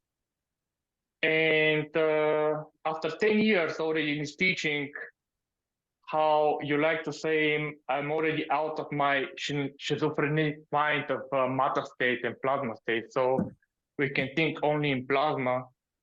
So what I was doing is I'm able to go to this condition that is how the yoga say between sleep and not asleep, and feel the fields in the body, like in a very interesting way. We can control it and play with them around. I'm still not sure which direction to go, but let's provide some instructions. Like, let's say if you lie down and you bend like every part of the body a little bit, then close your eyes and just count from 100 to 0 backwards. You are able to feel initially the fields that are in the outer part of the body, and then the nervous system. So if you are able to keep your concentration like this for like until you count down, and maybe you start again the first time, it feels like the body is parked, and you're able to feel where is the tension in every cell and part of the body. And what I was not able to do before, that I'm able to do now, is actually to navigate this tension out.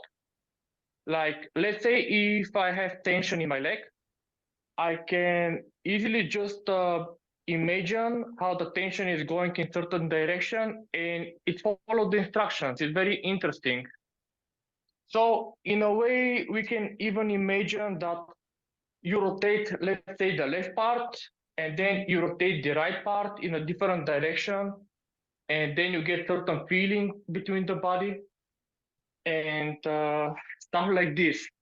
So by going into this condition, like you said, that a minute of our life for the unicos is nothing, you just close your eyes and for you it's like 5 minutes, but when you open them it's like 4 hours.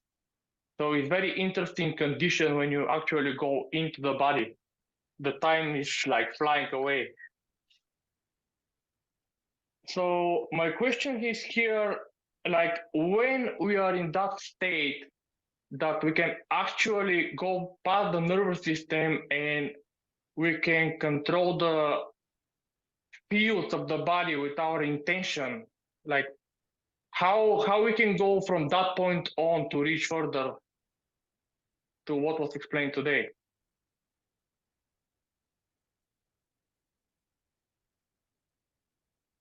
You don't need to go much further. You need to understand better. And if you get to that point, then you understand it's very easy. You don't have no problem with it. You have to understand how to manipulate the fields of the creation and not to work with the fields of the creation. And that manipulation of the fields, the essence of emotion, is the secret of transmutation. And how you interact with the environment and how you manifest yourself within the environment. And it's not the first time. In the past, many, many souls have understood that. If you go back in the history of man, we have had people who could sit on a bench, be a dog in 1 second, be a man another second, become a bird the second after, and a stone, and convert back to the man. Because they understood the emotion of each animal, each condition, and they created it. And so did the physicality turned.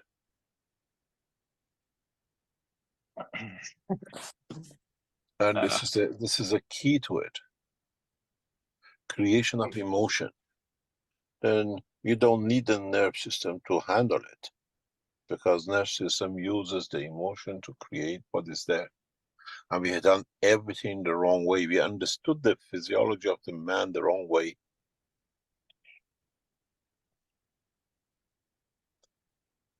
Yeah, this part I'm missing. I'm not sure which emotion to create for what. I'm able to control the fields and the movements and feel them how I want, but I'm not sure what to do with them. It's like people it's just like the emotion has a certain strength and certain capacity, and that is strength.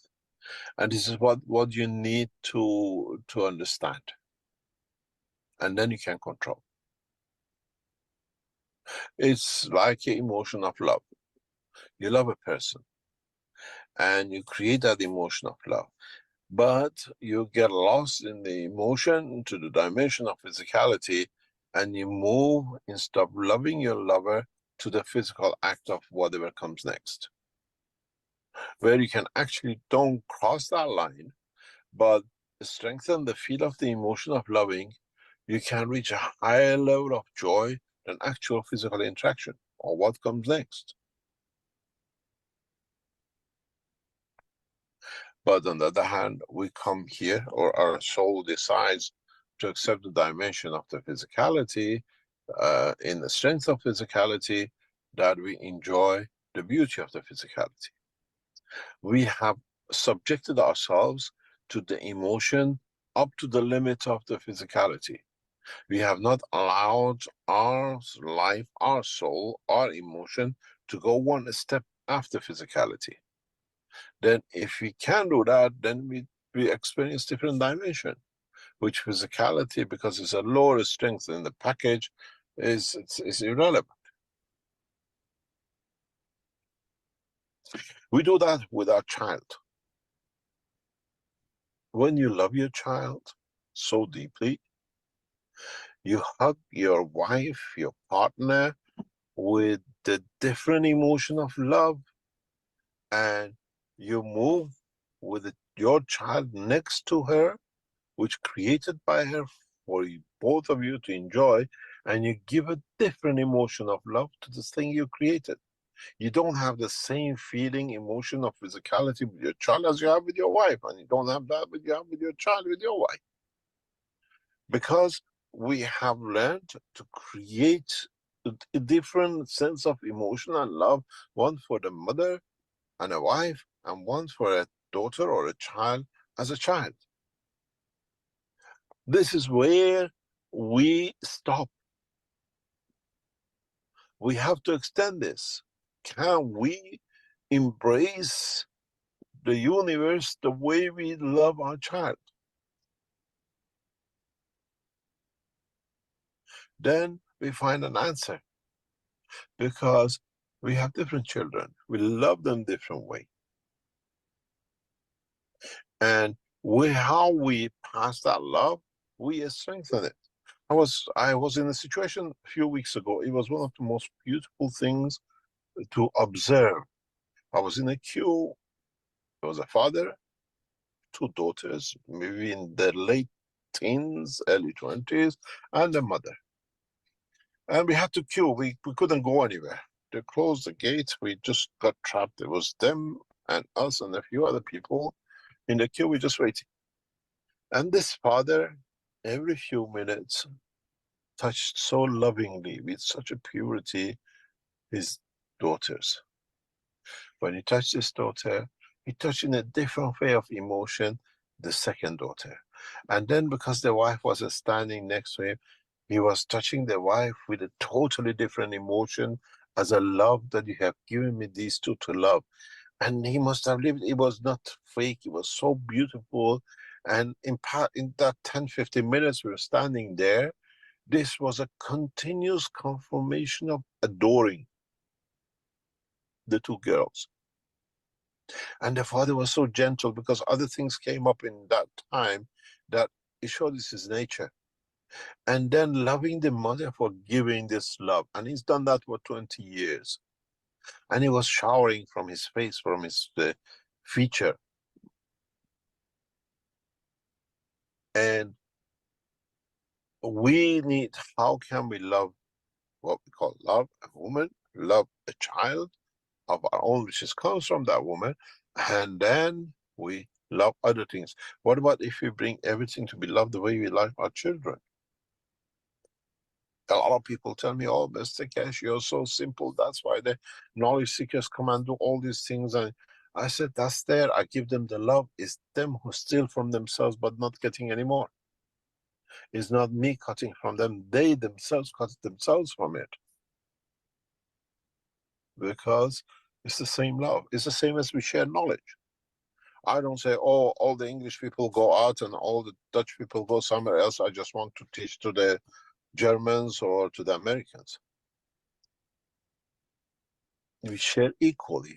All of you, there's hundreds, thousands of you on the line and listen to this teaching in the next few days. It doesn't make any difference. My knowledge, my love to you is equal. Doesn't matter what race, religion, culture, size, shape, blind, handicap, a professor, whoever you are. And that, in exchange, changes to a knowledge that you do things. And my love, my emotion is my knowledge which I give you. How you change it, that emotion, with your physicality to create what? Some of you enjoy to help the others, and some of you create their own cancer because it shows your greed to everything else.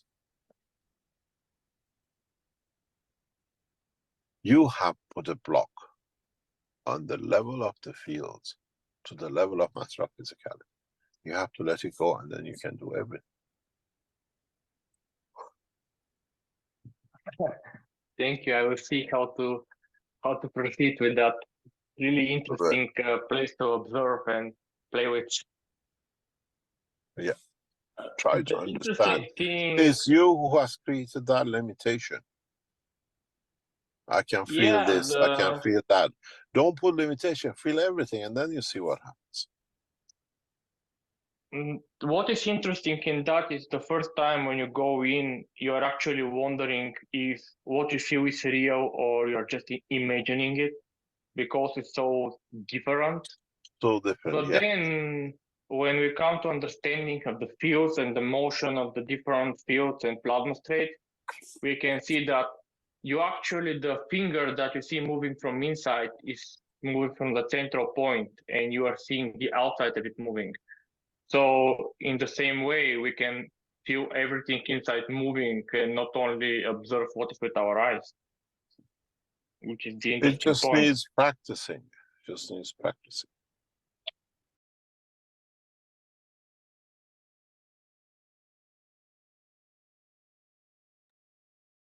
So it just needs practicing.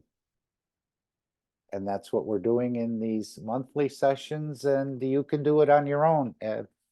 You're carrying your own system around with you 24 hours a day. Whether you're laying down, standing up, working, driving the car, you can play with your own system, and this is what he's encouraging us to do. And there's probably some things added in the fields of these sessions, but we're all able to do it.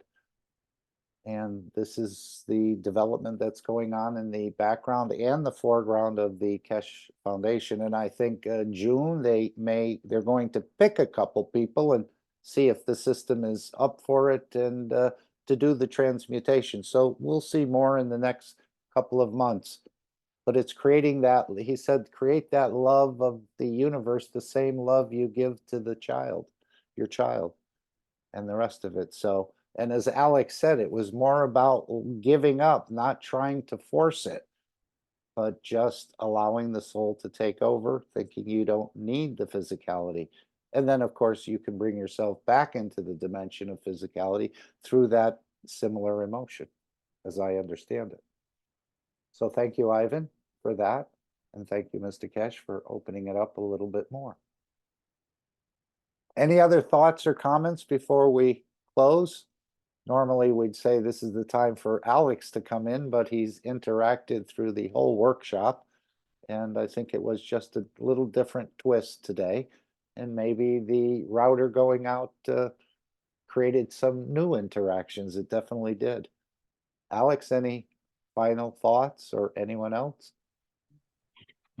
I just want to thank everybody for making this another very exciting session. And remember that it's all of us together that are contributing to that. And I think now we all realize that it isn't just what we do in the physicality that matters. So thanks very much again, Mark, and we'll look forward to better technologies next week and new and exciting experiences. Thank you so much.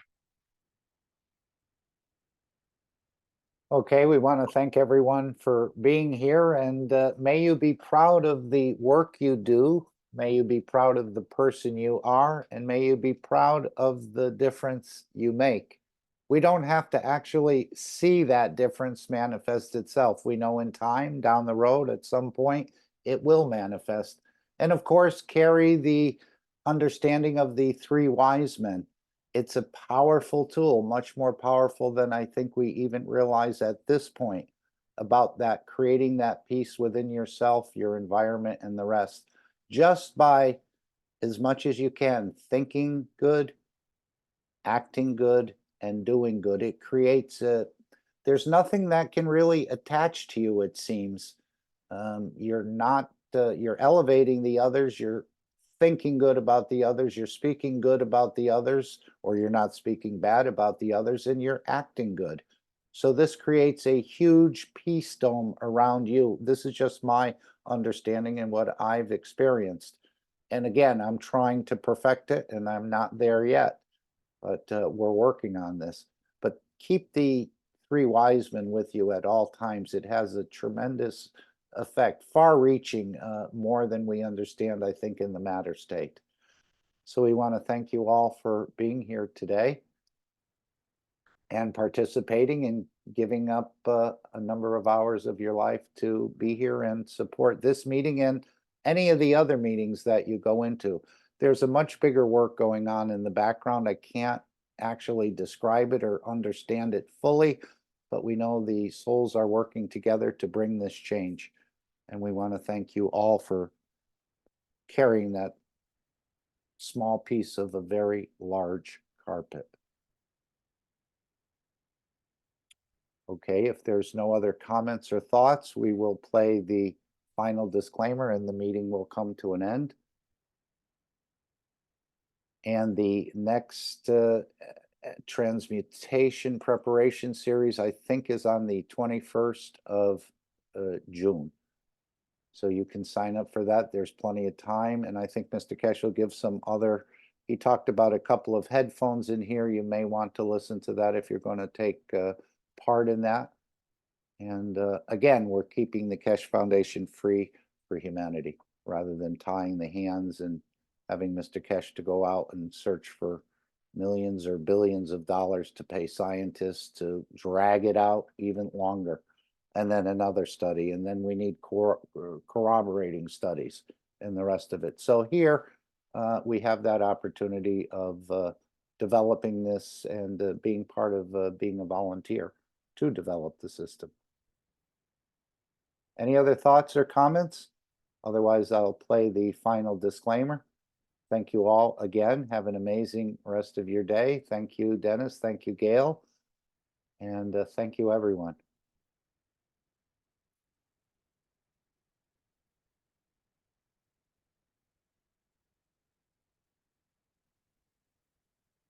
Disclaimer. The information and education material contained herein is meant to promote the general understanding and dialogue of GANs processing. Such information is not meant or intended to serve as a substitute for a healthcare professional's clinical training, experience, or judgment. For patients and individuals, such information is not to be a substitute for professional medical, therapeutic, or healthcare advice or counseling. For medical issues or concerns, including decisions about medications and other treatments, readers, viewers, listeners should always consult their physician or, in serious cases, seek immediate assistance from emergency personnel. Prescription information, procedures, and use of medical devices information should be undertaken only by properly trained and certified medical personnel. We specifically disclaim any warranties, express or implied, including implied warranties of merchantability or fitness for a particular purpose. Such information is provided, as is, and is believed to be accurate at the time of its publishing, but it is the viewer's job to evaluate the accuracy of any information found in this presentation. Every case presented is of their own experience, applied by themselves for themselves, and it applies to their case only. Every person experiencing health problems should seek professional medical advice and consult their course of treatment with a doctor. The processes of plasma balancing described herein are a natural process which supports the body but does not replace medical advice or therapies one is already subject to.